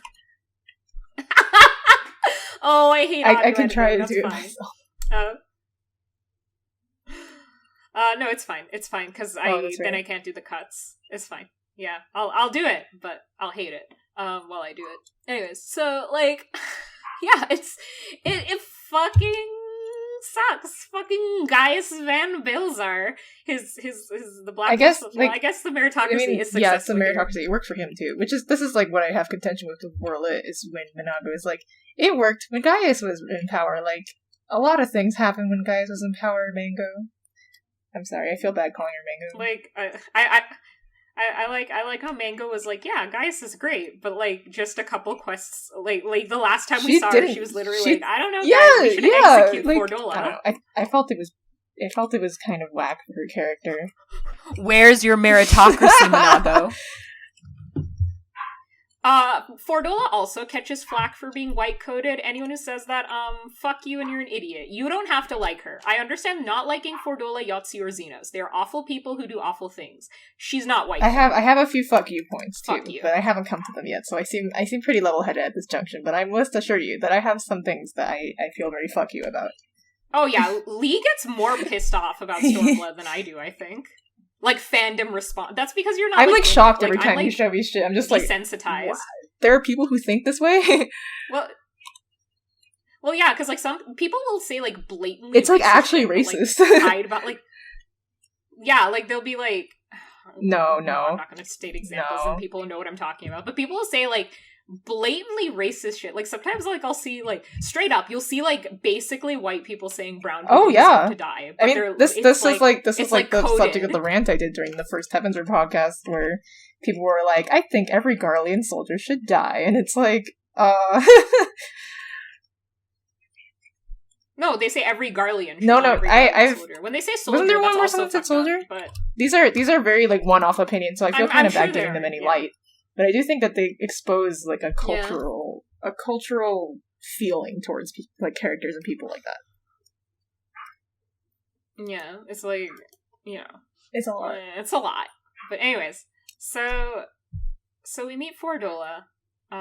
We'll probably get to end of Ralger's Reach in this episode, so keep an eye on the time. But we meet Fordola, and, like, I think this is a really interesting, like, character acting moment. Like, this is where I realized the character acting in Stormblood has really stepped up from Heavensward, because rather than focusing on individual characters, like, the scene is very much like, how do these characters, like, coalesce into one scene, where the Skulls, they walk behind Fordola, but they're the ones who are, like, beating the guy, right? And, like, at first it might just be like, oh, because she's, like, the leader. Because, like, obviously, like, she doesn't have the helmet, so, like, very obviously, like, she's going to be the important one here, and she's the one commanding them, she's the one walking in front of them. But later, we see, like, Fordola, like, cringe when, like, different things happen. Like, she can't bear to look at it. And, like, later we see how much it pains her to do what she does, so it's like, I don't know, like, maybe she could participate in this, and she doesn't want to. Like, not all the Skulls are going to have a love of Ala Mhigo. Obviously, they were born into an occupied Ala Mhigo, so you don't have any nationalism. Even Fordola isn't necessarily doing what she's doing because of nationalism. Not her own, at least. It's inherited nationalism. It's her father's nationalism. She's trying to be like her dad. I remember that. Yeah. Hence why she, like, ducks her head and allows I think it. about that with the scene. Again, I'm skipping ahead a little bit here, but there's, like, a scene where you see Fordola's past, and she, like, gets the tattoo on her face, which is her dad's tattoo. And I find it really interesting because when that happens, her mom sits there and she's just like, oh, what have you done? You know what I mean? I think that's interesting because we see other Ala Mhigan characters with face tattoos, right? And, like, I think that is just, like, an Ala Mhigan, like, a cultural thing to tattoo your face. So it's, like, it's interesting that Fordola gets the face tattoo, because if she really did want to be more Garlean, she wouldn't, right? If that's, like, a cultural thing for her. Which I think is interesting. And that's probably something the Garleans wouldn't give a shit about. So it is completely personal to her. Like, no Garlean's gonna be like, oh, she's a tattooed Ala Mhigan. You know, Ala Mhigan tattooed or not is the same to them. But for her, it means something, right? And again, it's not her nationalism, which I think is super interesting. Again, it's like her father's hope for a better future, and her warped idea of it is so fucked up. Ugh. She's only 19. That's, like, her being 19 is significant because Ala Mhigo has been occupied for 20 years. Yeah, she has not known a free Ala Mhigo. She's scarcely older than Alphino and Alize. Like, she's a kid. I'm gonna call her a kid, because I know 19 is legally an adult, but mentally, no fucking way. Now, she is old enough to know right from wrong, and everything she does is fucked up, and I'm not justifying what she did, but I feel it's that frontal lobe shit. Fordola is... Yeah, well, Fordola is a perspective that I never see. Like, Fordola is actually the first example of this perspective that I've seen represented that didn't have the weird Islamophobia, misogynistic view, where it's the woman from... It could be the woman or the man. Fordola could be a man and nothing about her would be changed except for maybe one or two one-off lines. Yotsuyu could not be a man. Her story's too gendered. Fordola, Zenos couldn't be a woman. I know it's kind of unfortunate to say, but Garlemald is pretty blatantly a patriarchal society. Like, women cannot become the emperor. Like, this is explicit text.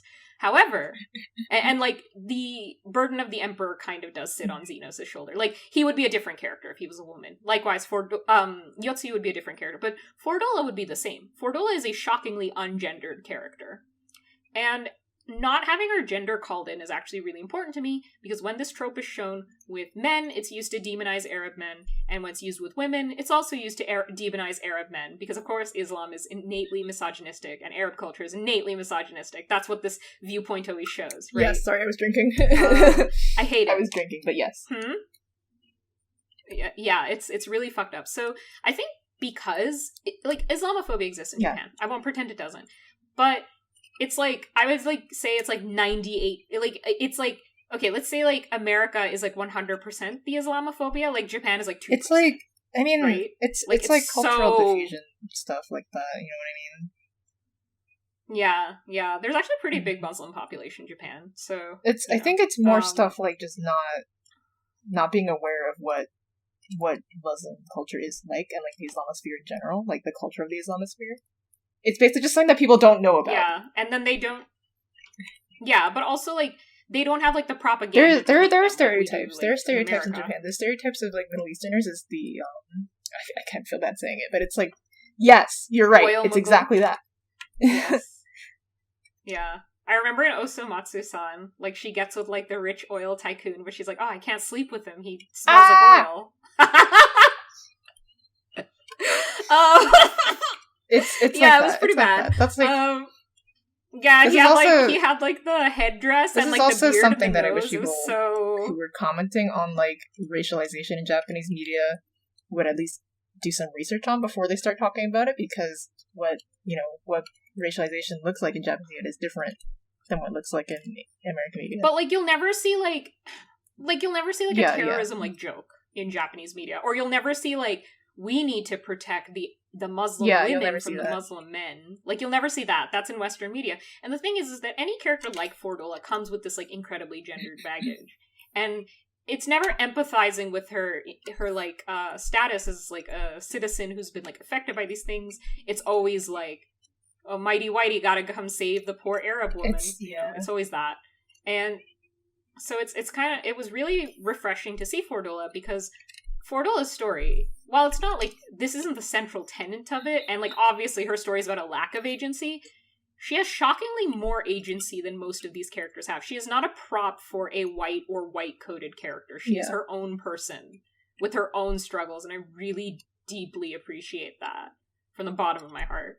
And so Lyse like clenches her fist, and she's like, we have to do something, and Mefred's like, we can't. He's like, you can only watch. I'm gonna go put a good picture on screen right now. And then they, like, leave, and they go to the guy, and they, like, help him. Like, they saved him from the Keycurn, but he was like, oh, I have to, like, go, like, turn in my, like, payout, basically. And that's, like, when he got beaten, and, like, Fordola leaves. And so then they go back to the village, and the sister, she's like, oh my god, you're alive. Like, I really thought you were dead. And he was like, yeah, these people saved me. And then the young guy is like, maybe there's a bit of hope. Like, there's, like, a glimmer. And not everyone in the village agrees. So, this is, like, sometimes Final Fantasy requires you to suspend disbelief a little with how good things go, when they do go good. You know what I mean?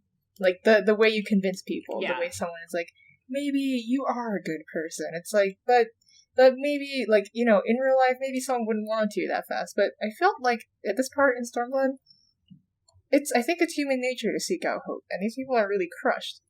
You show them a glimmer, you know. I agree. And they cling to it. They cling to it really fast, just like the ones in Doma, because, like, we want there to be hope. As people, we do. And the thing is like, they just, like, accepted he was gonna die when the Keycurn stuff happened. Like, they didn't even, like, really, like, be like, they're like, oh, like the village people didn't go help him, because, like, it's just a given that the Keycurn will just, you know, that and, like, only the sister who's, like, you know, she's, like, hysterical about it. Because, like, obviously that's her brother, but everyone else is like, oh god, what is there to do? Yeah. I felt that was actually a very realistic turnaround, because, like, it's like they almost don't want it to be real. They almost don't want how bad their situation is to be real. I mean, I've I've had moments like this where when I was following the Arab Spring and all the stuff going on in Iraq and Afghanistan, I've literally had times where I'm like I remember when the leader of group that I'm censoring out, I'm not going to say his name either, but back in 2008, when I think it was 2008, maybe 2009, but they found him and they killed him, supposedly, allegedly.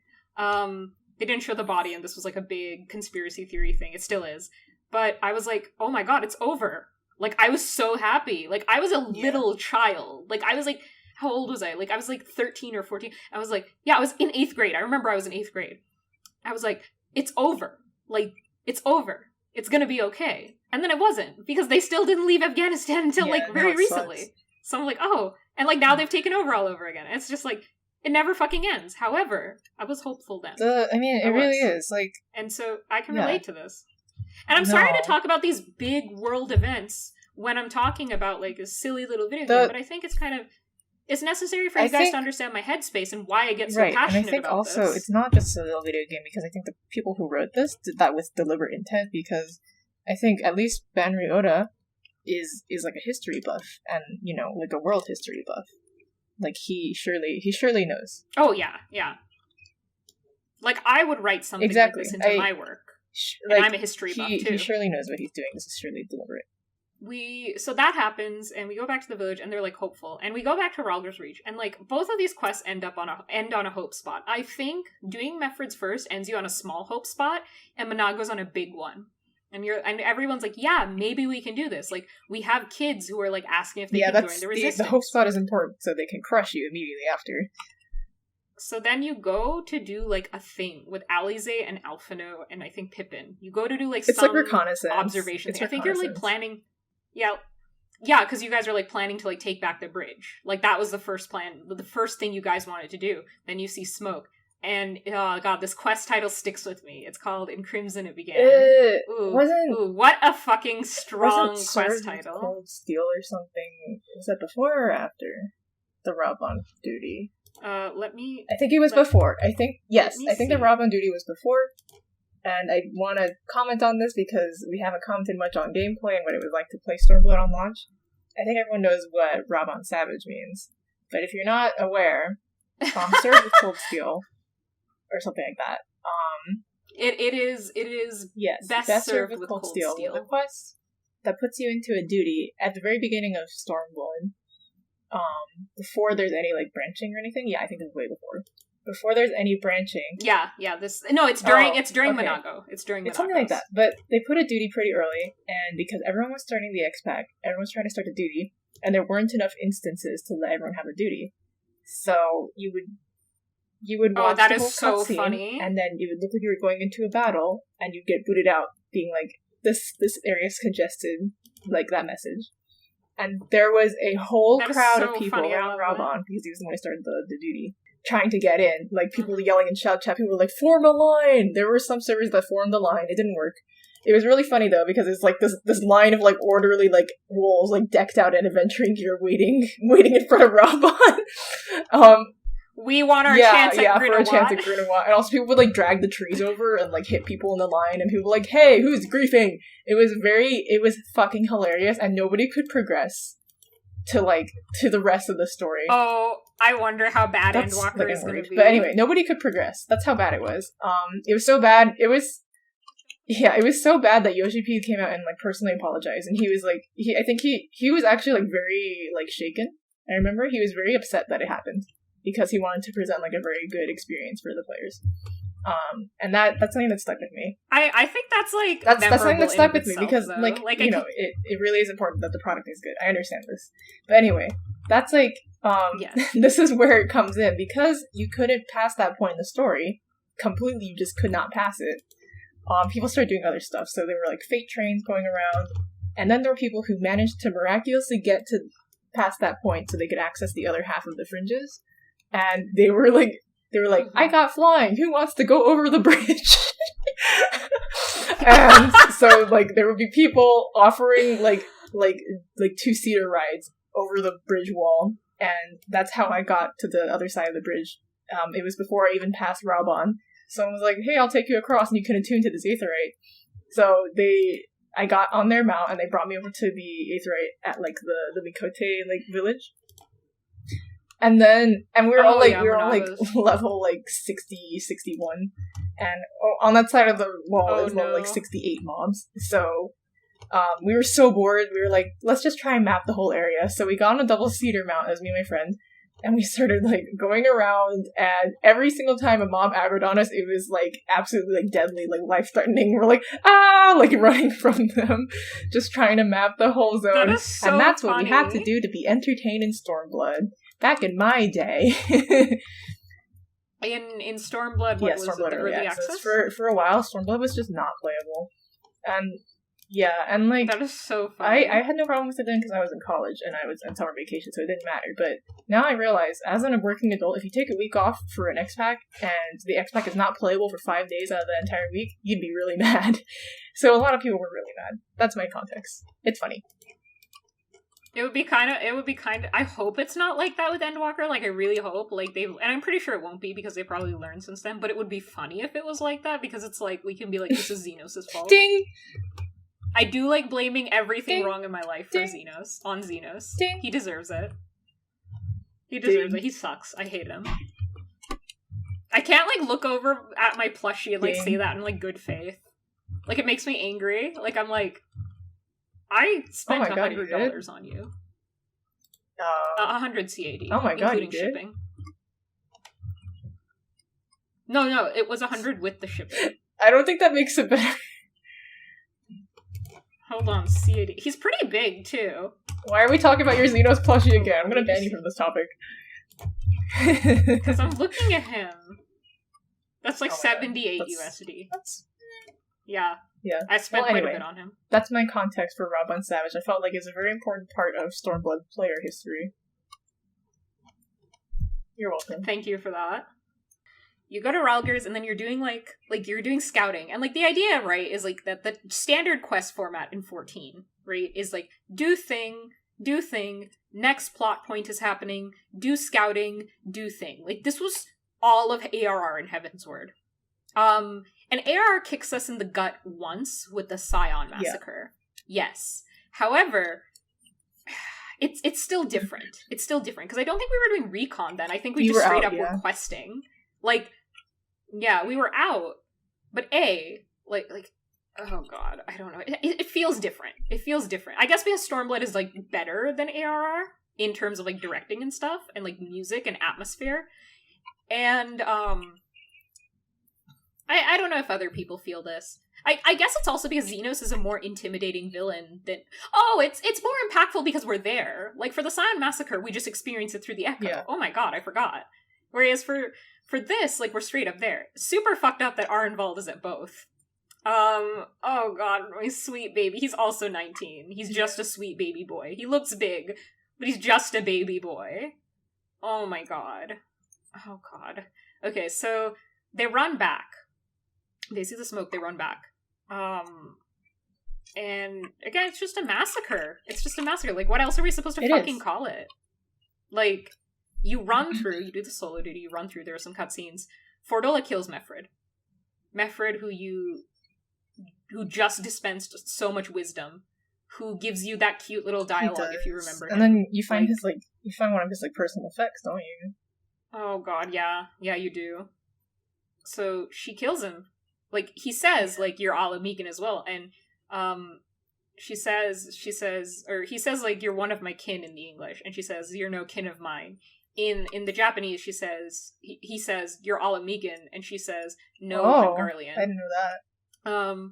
Yeah, she says, like, I don't remember what personal pronoun I didn't she play uses, Stormblood in Japanese. but she says, I'm pretty sure she says watashi. I think it would be really cute if she was a bokuko. I wish she was. But I don't think 14 would do something that cute. No, I could listen to it later. I think...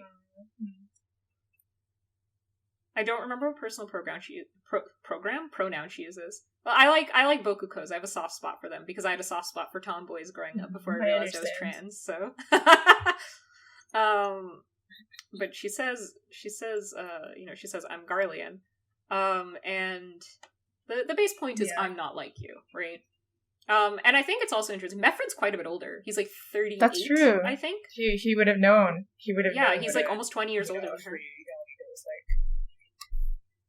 Yeah, whereas like he is a refugee who's like been missing his country and finally has the chance to fight for it. Finally has like and he gives his life for it. She kills him. It's fucked up. It's fucked up. It makes it's really me sad sad. thinking that his last painful. Moments were, being like not understanding why Fordola would be fighting on the other side, like asking her. Yeah, being told by like the next generation that they are Garlean. I can't imagine how that would have felt. Oh, it's really painful. It's fucking gut wrenching. Like, I love Fordola. She is straight up my favorite character. This scene is like a knife in my stomach turning because I do love Meffred, and I think it's one of the worst things she does in like the whole series. Not even intentionally necessarily. Like, obviously she doesn't know how much it affects like someone, like an older person. There's like this implication that after she gets the echo, she ends up having to like live it through them, and she does change after that. Yeah, she does change after that. It's interesting. Yeah, it is interesting. And then Lyse is like, she screams Meffred and she starts fighting Fordola. Lots of spinny girl fight. I said this scene was really well directed. I like the fight choreography. However, Lee pointed out to me that apparently Lyse uses some of the animations are canned. I watched it when I noticed it and it took me out. Yeah, so I was like, oh no. I thought they were custom, and I didn't realize you were talking about the Robbers Reach one though. I don't remember that one too much, but the one when she's in the tower, fighting like Echo Fordola. Oh, okay. Those are canned. Some of those are canned. Oh, that fight. Oh, really? Okay. I don't actually remember the one you're talking about. This. I actually don't have an opinion on that one. That fight was stupid, but the one in Rutger's Reach was really cool. She might use the Twin Snakes animation. I think she does. Reach. Like now that I've like leveled it, so maybe she does. But it's really cool because like, okay, what she does is she runs. Okay, I'm sorry, I'm gonna go through this literally beat by beat. It's like burned into my mind. She runs towards Fordola, like we see Fordola. Okay, so Fordola runs through Meffred, and it's that very like Japanese samurai movie scene where like they're both standing like with their backs facing each other, like they ran towards each other, backs facing. Fordola has her like blade drawn, moving it very slowly as like obviously the aftermath of like actually slashing him. He stands there, he slowly stumbles to his knee. Everything's in slow motion. There's no sound.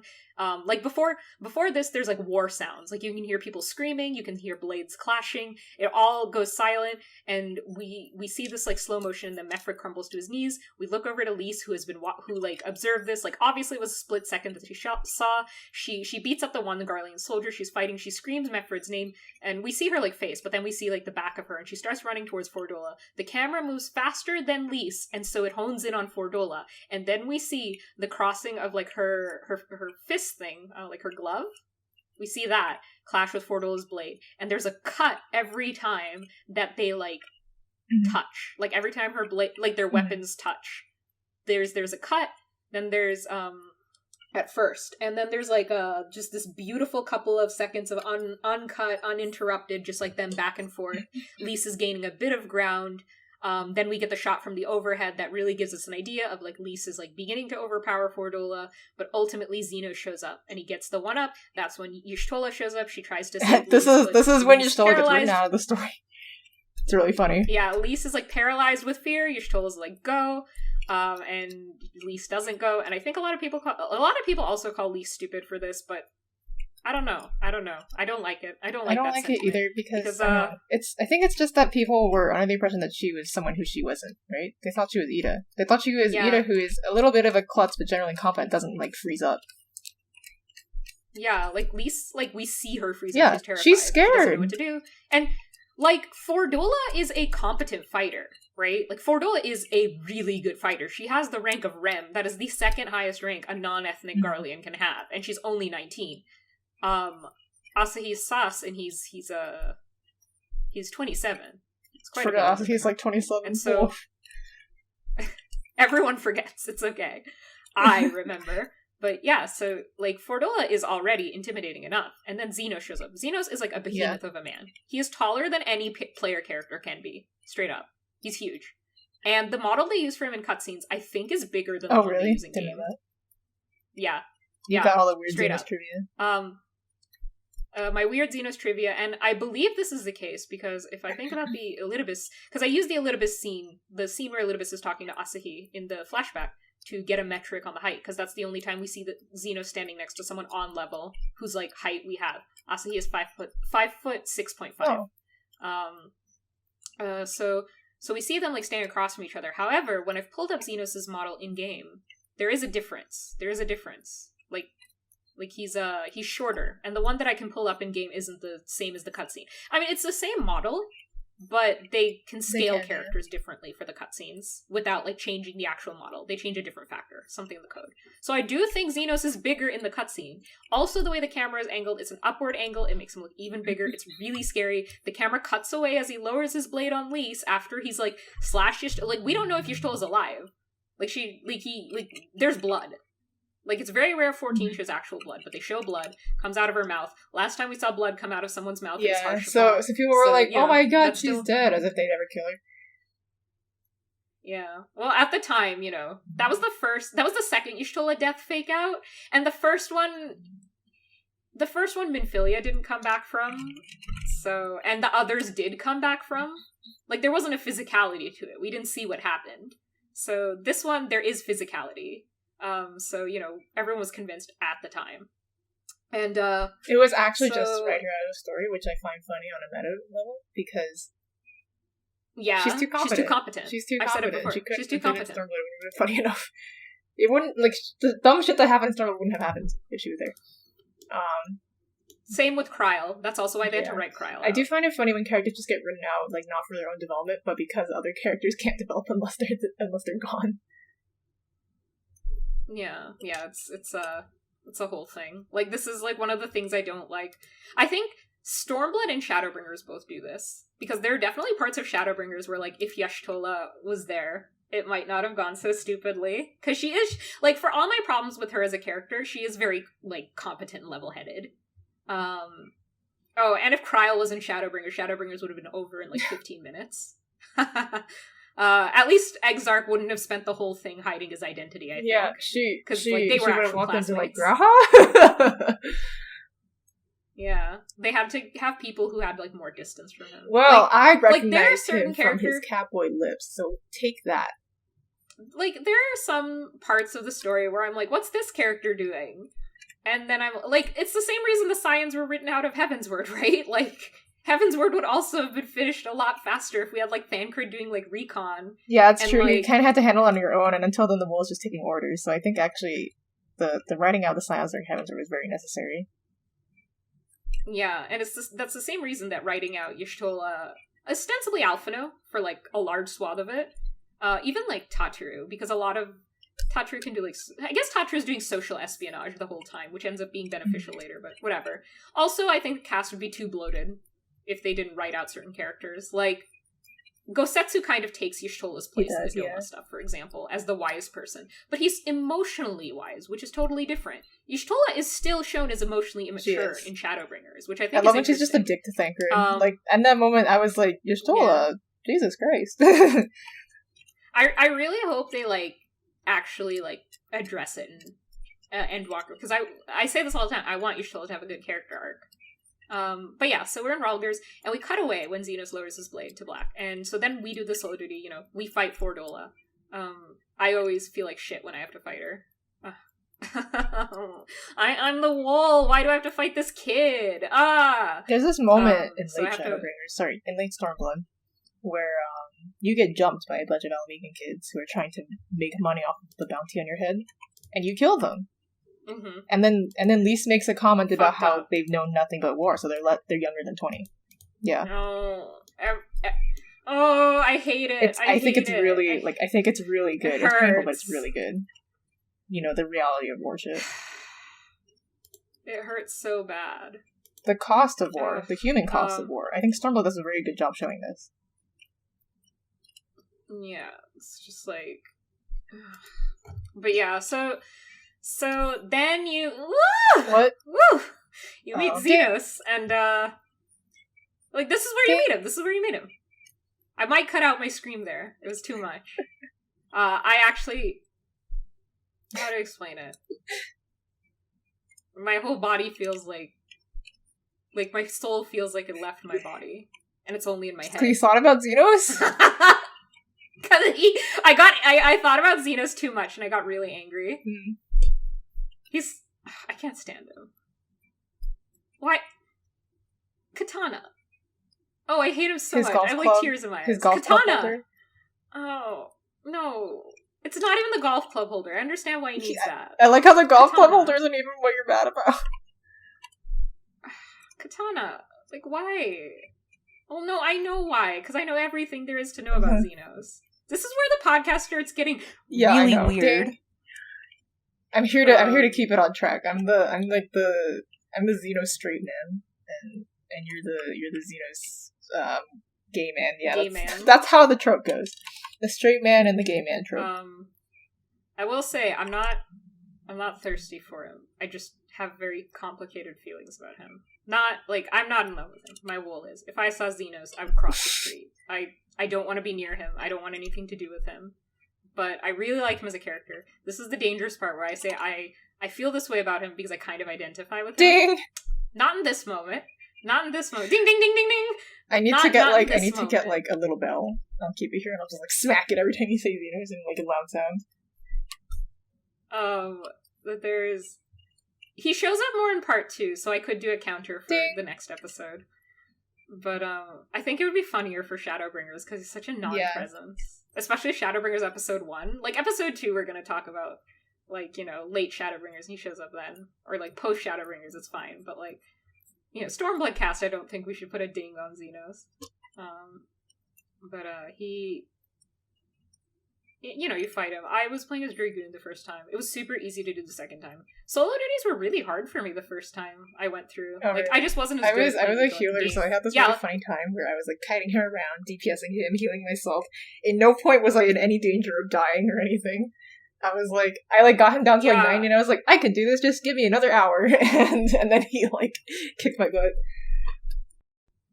It's, like, if you don't know your rotation, it's, and I definitely didn't know my rotation at that point, so I was like putting up blood for blood and second wind like as soon as blood for blood. Is that what it's called? I don't know. It's not called that anymore. It's gone because blood for blood used to be a thing where it would increase your damage, but at the cost of you taking more damage, which is why it was called that.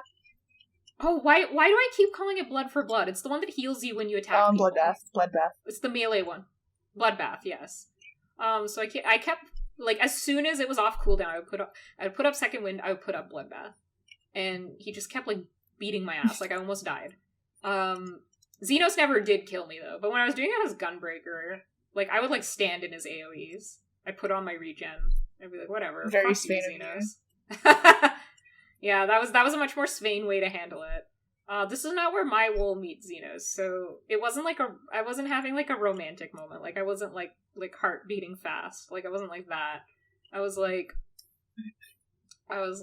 wow, what an idiot. Doing like, cause he like walks, right? Like he like saunters over to you. It's supposed to make him scary, and but like, I understand how it's also kind of comedic in a way. I wasn't taking him seriously at this point. Like, I know in universe he's scary. And here's the thing about Zenos. Okay.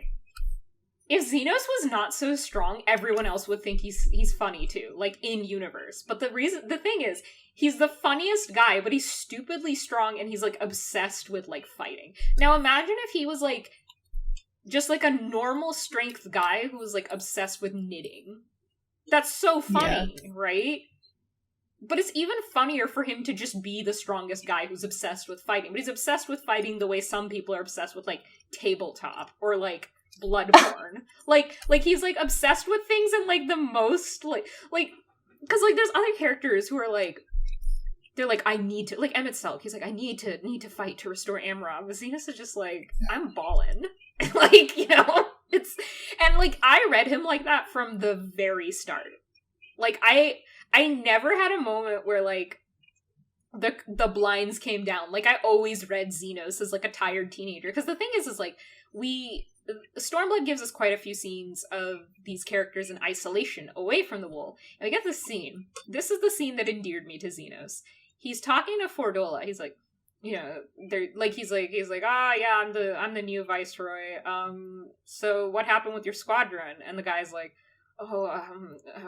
everyone died because they were weak, and he's like, oh, well, you ran away, so you're weak too, and then he kills him, and I thought that was really funny. I know it was supposed to be, like, make him scary, but I thought it was really funny. Like, I laughed. Sorry, I laugh when Garleans die. Except Nero.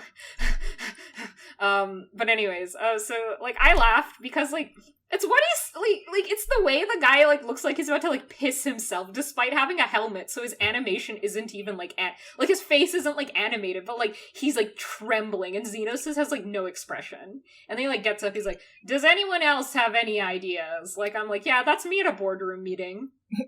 He's like, and then Fordola, like, steps forward. She's, like, looking at the ground. She, like, steps forward. And the Pilus Prior is like, no. And then he says, like, some racist shit. And then Xena's like, hold on. This savage seeks to hunt her own. I would hear what she has to say. Oh, right, the Pilus Prior says some racist shit and Fordola growls. And it's, like, the subtitle literally says, like, parentheses, growls. Estinian does this, too. It's the funniest shit ever. I'm like, okay, guys, calm down. But then, like, Xena's like, hold on. He, like, walks over to Fordola. And, like, okay, Fordola's, like, almost 6 feet tall. But she still only, like, comes up to, like, his waist.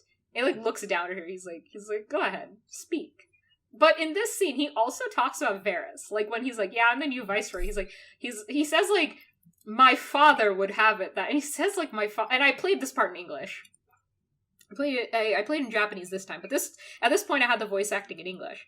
He says, my father, and, like, he says it in such a, like every time he says, like, my like, father, whenever... I get the impression that he's, like, prefacing it with, like, my father who has no balls, or something like that.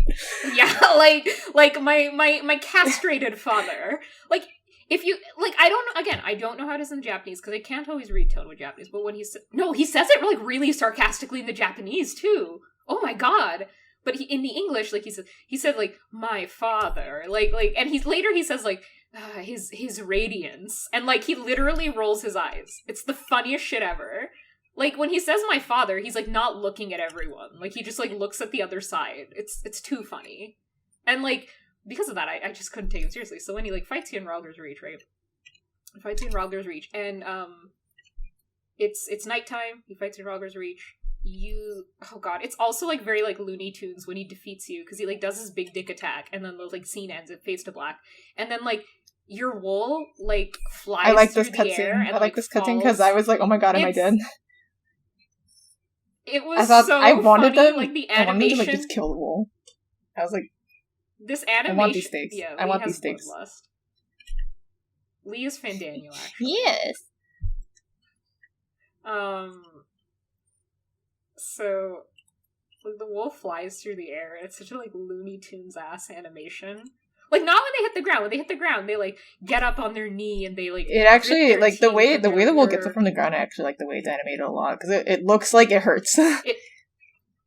Yeah, but because the wolf looks like they're in pain, their expression, the way their, like, knee moves, it's a really nice, but, like, the animation while they're flying through the air. It's because of the camera angle. There's, like, this, like, just weird camera angle in it, I guess, to hide the fact that it's not animated very, like, it's animated on, like, a budget, a time budget, I assume. Yeah, and so then we see the wolf's expression. It's really good. And Zenos. No, I couldn't take it seriously because the wolf's expression during that looked dumb as shit. Yeah, Svein does, like, a little fuckboy lip bite. Hold on, I'll link I've seen it. I've seen it. Yeah, it's so fucking good! No, I think my wolf looked dumb, so I couldn't take it seriously. No, the lip bite isn't there. That's not the lip bite. The lip bite happens after, actually. When it's one of the dialogue options that you have with Ragon. I've watched this cutscene a lot because I like to see my wolf get hurt. Yeah, I've seen this cutscene a lot because I was working on a fan cam and I used this scene in there. It's the big time rush song, and, like, you know the boyfriend song, right? So okay, well, there's a line. It's like, knock me down, you know I'm gonna be there. Like, it's like a love song on, like, a Disney, like, a Nickelodeon, like, teenagers TV show, and it was like a meme to make, like, fan cams out of it for a while. And so I used the scene of Svein getting knocked down and getting up. It was very, very, and I never finished it. It's still laying in my Premiere files. I only didn't finish it because right now DMCA bot is going around on Twitter. I might make an alt account for, like, posting fan cams, though. Anyways, so you get up and Zenos just like, fuck this. Like, he's like, come on, Fordola. We're out of here. And they go. And he's like, come on, bestie. And he, like, picks her up by, like, the collar of her outfit in like, his mouth, like a lion. God. That literally happened. Don't tell me otherwise. No, they all, like, leave. They leave. And and Raban, like, comes up to you, he's like, are you okay? And, you know, the wool can say only, like, are you hurt? And the wool says, like, only my ego. That's the one I picked. I picked the ... one, because I was like, I wanted one where the wool is actually sad, and, like, wool pain. But, like, wool aside, like, everyone's been, like, decimated. I won't say, like, okay, bad things happen in 14. That's just a part of stories. There has never, up until the final boss in Shadowbringer's base MSQ, there has never been a point in the story where you are so thoroughly defeated. Not up until now. Like, Harshafon's death was fucking nothing compared to this in terms of the scale of the cost. But we don't get to linger over it like we did over Harshafon's death. And I know some people might hold contention with this, but I like it. I really like it because war goes on. Too. We can't stand here and be sad. I just wanted them to stand there and be sad because I like the emotional turmoil. I do like the emotional turmoil. I like to think that like if my story was in line with canon, right? Like back when I didn't have it figured out what I wanted to do for my canon, so I was just going along with the events that were happening. I was like, man, the wolves just like on the ship to Siren Song Sea with nothing but their thoughts and like a bunch of teenagers. Like, that sucks. The teenagers make it worse. So that's when I have the emo mulling. Yeah, the teenagers do make the sheltered teenagers. It's just fucked up. It's just fucked up. It's all levels of fucked up. Like, you know, they're like, Y'shtola... And then, now this is like where you know Y'shtola's okay, because they're like, oh, the worst of it is past, you know? And then, like, this is... They're like, they're like, we need more allies, and, like, right now the Garlean Empire isn't focused on, like, obviously, like, right now they're focused on Ala Mhigo, because, you know, the Viceroy just died, and Zenos is new, you know, they sent him here. Let's go to Doma, because there's kind of no one in Doma right now. And they're kind of right, because Yotzi is a little dinky as, like, a leader. Like, she just wants to hurt people. She's not, like, interested in leading, right? Neither is Zenos, but Zenos can, like, you know, he's a one-man army, so it's different, right? Yotzi is just, like, a She's got a gun, but, yeah, that's about it. She's got a gun and a bunch of people who do what she tells them to, so I guess there's that. Yeah. But Zenos has, like, superpowers and a bunch of people. Yeah. He's got that on top of everything else. So. Yeah, so they're like, let's go to... And I actually don't mind. I don't mind that we go to Doma. Like, I don't mind. I think the inconsistencies in the story writing are the problem, but the fact that we don't stay in Ala Mhigo is not the problem to me. It's just that, like, Lyse's character resets. Alize's character resets. Like, it feels like Rhalgr's had, like, no impact on, like, any of the characters who come with you, you know? And that's my problem. My problem is not... Except Zenos. Zenos holds Rhalgr very deep into his heart. Rhalgr's reach. But, like, even, like, being in Rhalgr's is depressing. There's, like, sad music there. For the funniest thing is that during the time the sad music is playing, there is no instance. Like, you're in the same Rhalgr's reach as everyone else. So if you did that while, like, the patch cycle was going, you would be in a Rhalgr's reach full of, like, dead and dying people, and then, like, a whole bunch of adventures over where the Tomestone Exchange is. Oh god, that's so funny. It's really it's good. So bad. It's Don't really take good. Me out of it. That didn't happen when I was playing it, though, because nobody had it unlocked yet. When you're playing it, like, later on, it's perfectly fine as well, because not a lot of people hang out in Rhalgr's Reach anymore. I think it was really smart for them to make the endgame zone Yulmore for Shadowbringers, because even, like, earlier in the game, having it be populated with adventurers feels okay. Yeah, it feels fine. So I think they, like, learned from this mistake. Idleshire didn't have this problem either, because it's, like, funky Scottish music. Idleshire is canonly after an adventure town. So the more adventurers are in it, it feels better, actually. Okay. But yeah, it would feel kind of bad in Rhalgr's, I imagine. So it's like desolate, and, like, you can go, like, you go over and talk to any NPC, and they just are like, dude, my friend, like, died. Or, like, they'll be like, I knew. Yeah, it's really depressing. Like, I should have stayed in Redania. It's It's fucking awful and hurts, and I think a lot of people don't like their games getting so dark because it's a game. I like it. I remember people had a lot of praise for that sequence, actually. They thought it was good. I think that everything in Stormblood, from, like, the beginning up until end of Rulgers, was, like, great. Like, again, if it maintained that consistency, Stormblood would be a better X-Pack than Shadowbringers, but it didn't. Shame. But again, it let me down a lot earlier, which is why I forgive it more than Heavensward. And, like, the things that came after it let me down were still pretty solid. Like, it gave me Yotsuyu. Like, come on, guys. How, like, even though, like, I go to Kugane and I'm like, what is this tone shift? Hancock is a lot more likable, I think. Yeah, he's fun. And again, it's, like, early in game. And I think having this, like, sleazy capitalist is, like, pretty in line with the war story.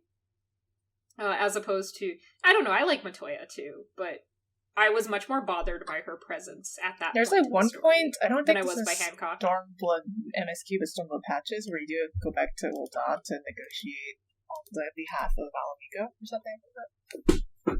For trade. Yeah, this is 4.1.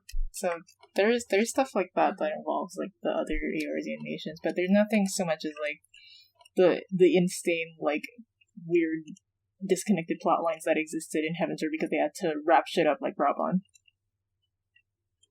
Yeah. So yeah, you go to Limsa so that you can, like, get a boat to the Siren Song Sea, basically. Tatri's been doing some social stuff, and she's like, hey. Also I have to point out, Thancred is in Garlemald. Oh my god, I always forget, Thancred was in Garlemald during, like, most of Stormblood. Like, in main Garlemald. So, like, and he does this, like, in the patches, too. Like, he goes during, actually, I don't know if he was during 4.0, but I know he's in Garlemald, like, while you're doing the Under the Moonlight stuff. So, anyways, so I'm like, oh, that's why he and Rianji go back during Shadowbringers. Anyways, so you go there and you meet, Carvalin? Carvalin? Elizendu. I'm sorry, guys, I don't speak French. Fuck the French. He's from one of the high houses. Like, he's either a bastard he's a or, like, runaway. a runaway. I know his story, and I really like it, actually. He's the runaway of one of the houses. He's related to the Ast He is related to the Ast guy, and his dad is in the Firmament Quest, and you get, to spoil the Firmament Quest for you, ding ding ding, is, there's a scene where you go to Limsa, and the dad is there to negotiate on behalf of the Firmament to get trade from Limsa, so they will sell it in the Firmament to increase, like, traffic in the area. And you have to negotiate with his son. He thinks his son is dead. Because holy shit! Because he ran away. He didn't like the nobility stuff, so he ran away, pretended he died on a shipwreck, and became a pirate. So you negotiate with his son on behalf of his dad, who doesn't know he's still alive. And yeah. And he's like, so you better not tell my dad I'm here. And you're just like, yeah, because you're the wolf. And then he's like, but I'll let you trade with Limsa. And then you go back to his dad and you, like, show him, like, the form that's like, okay, we can, like, trade or something like that. You're like, yeah, we can trade. And he's like, oh, thank goodness. And then he has, like, this line before he leaves. He's like, sometimes I think he might still be alive. And you're just like, standing there. He has a really, really good story. And I think about it because his dad's clearly an asshole. His dad's, like, such an asshole that his son, like, ran away from him. But yeah, he's the one who says, like, he's also part of, like, he's part of, like, custom deliveries now. He's mellowed down a lot. But he has this moment, like, where he's like, maybe, I think he says something like, if I was different, would my son be here still? Like, he clearly does care about his son. I really like that, actually. I like parents who fuck up. They fuck up, and they reap the consequences. I like parents like that too, but I also like fail fathers, which is why I'm a fan of Varys. Actually, no, I'll talk about Varys when we get to Shadowbringers, or when we get to a different Stormblood episode. We're almost done here. Okay, so what's left is, so you do the Siren Song Sea. There's, like, a little instance on the ship, which is really cool, and then you do Siren Song Sea. Like, I remember the instance on the ship because it's not instance by yourself. You can see other players in it.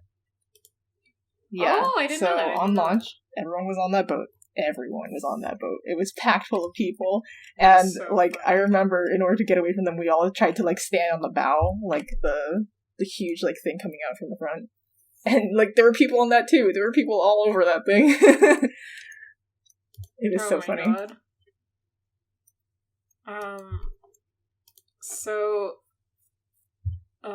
Okay, so then there's Siren Song C.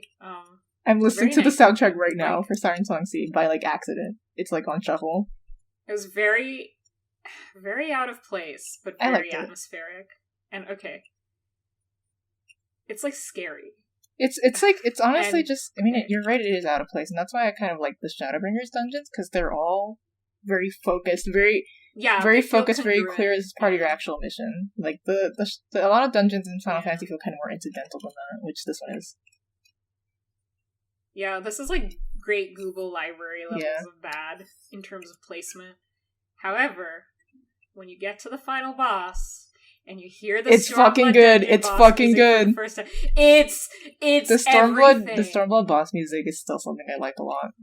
Yeah, and oh my god, it's just it's so much. Like, okay, I love the Shadowbringers I like it final too. boss theme too. I Like, think- it's Yeah, I think it's that's insanity. I think that's what's yeah, called. something like that.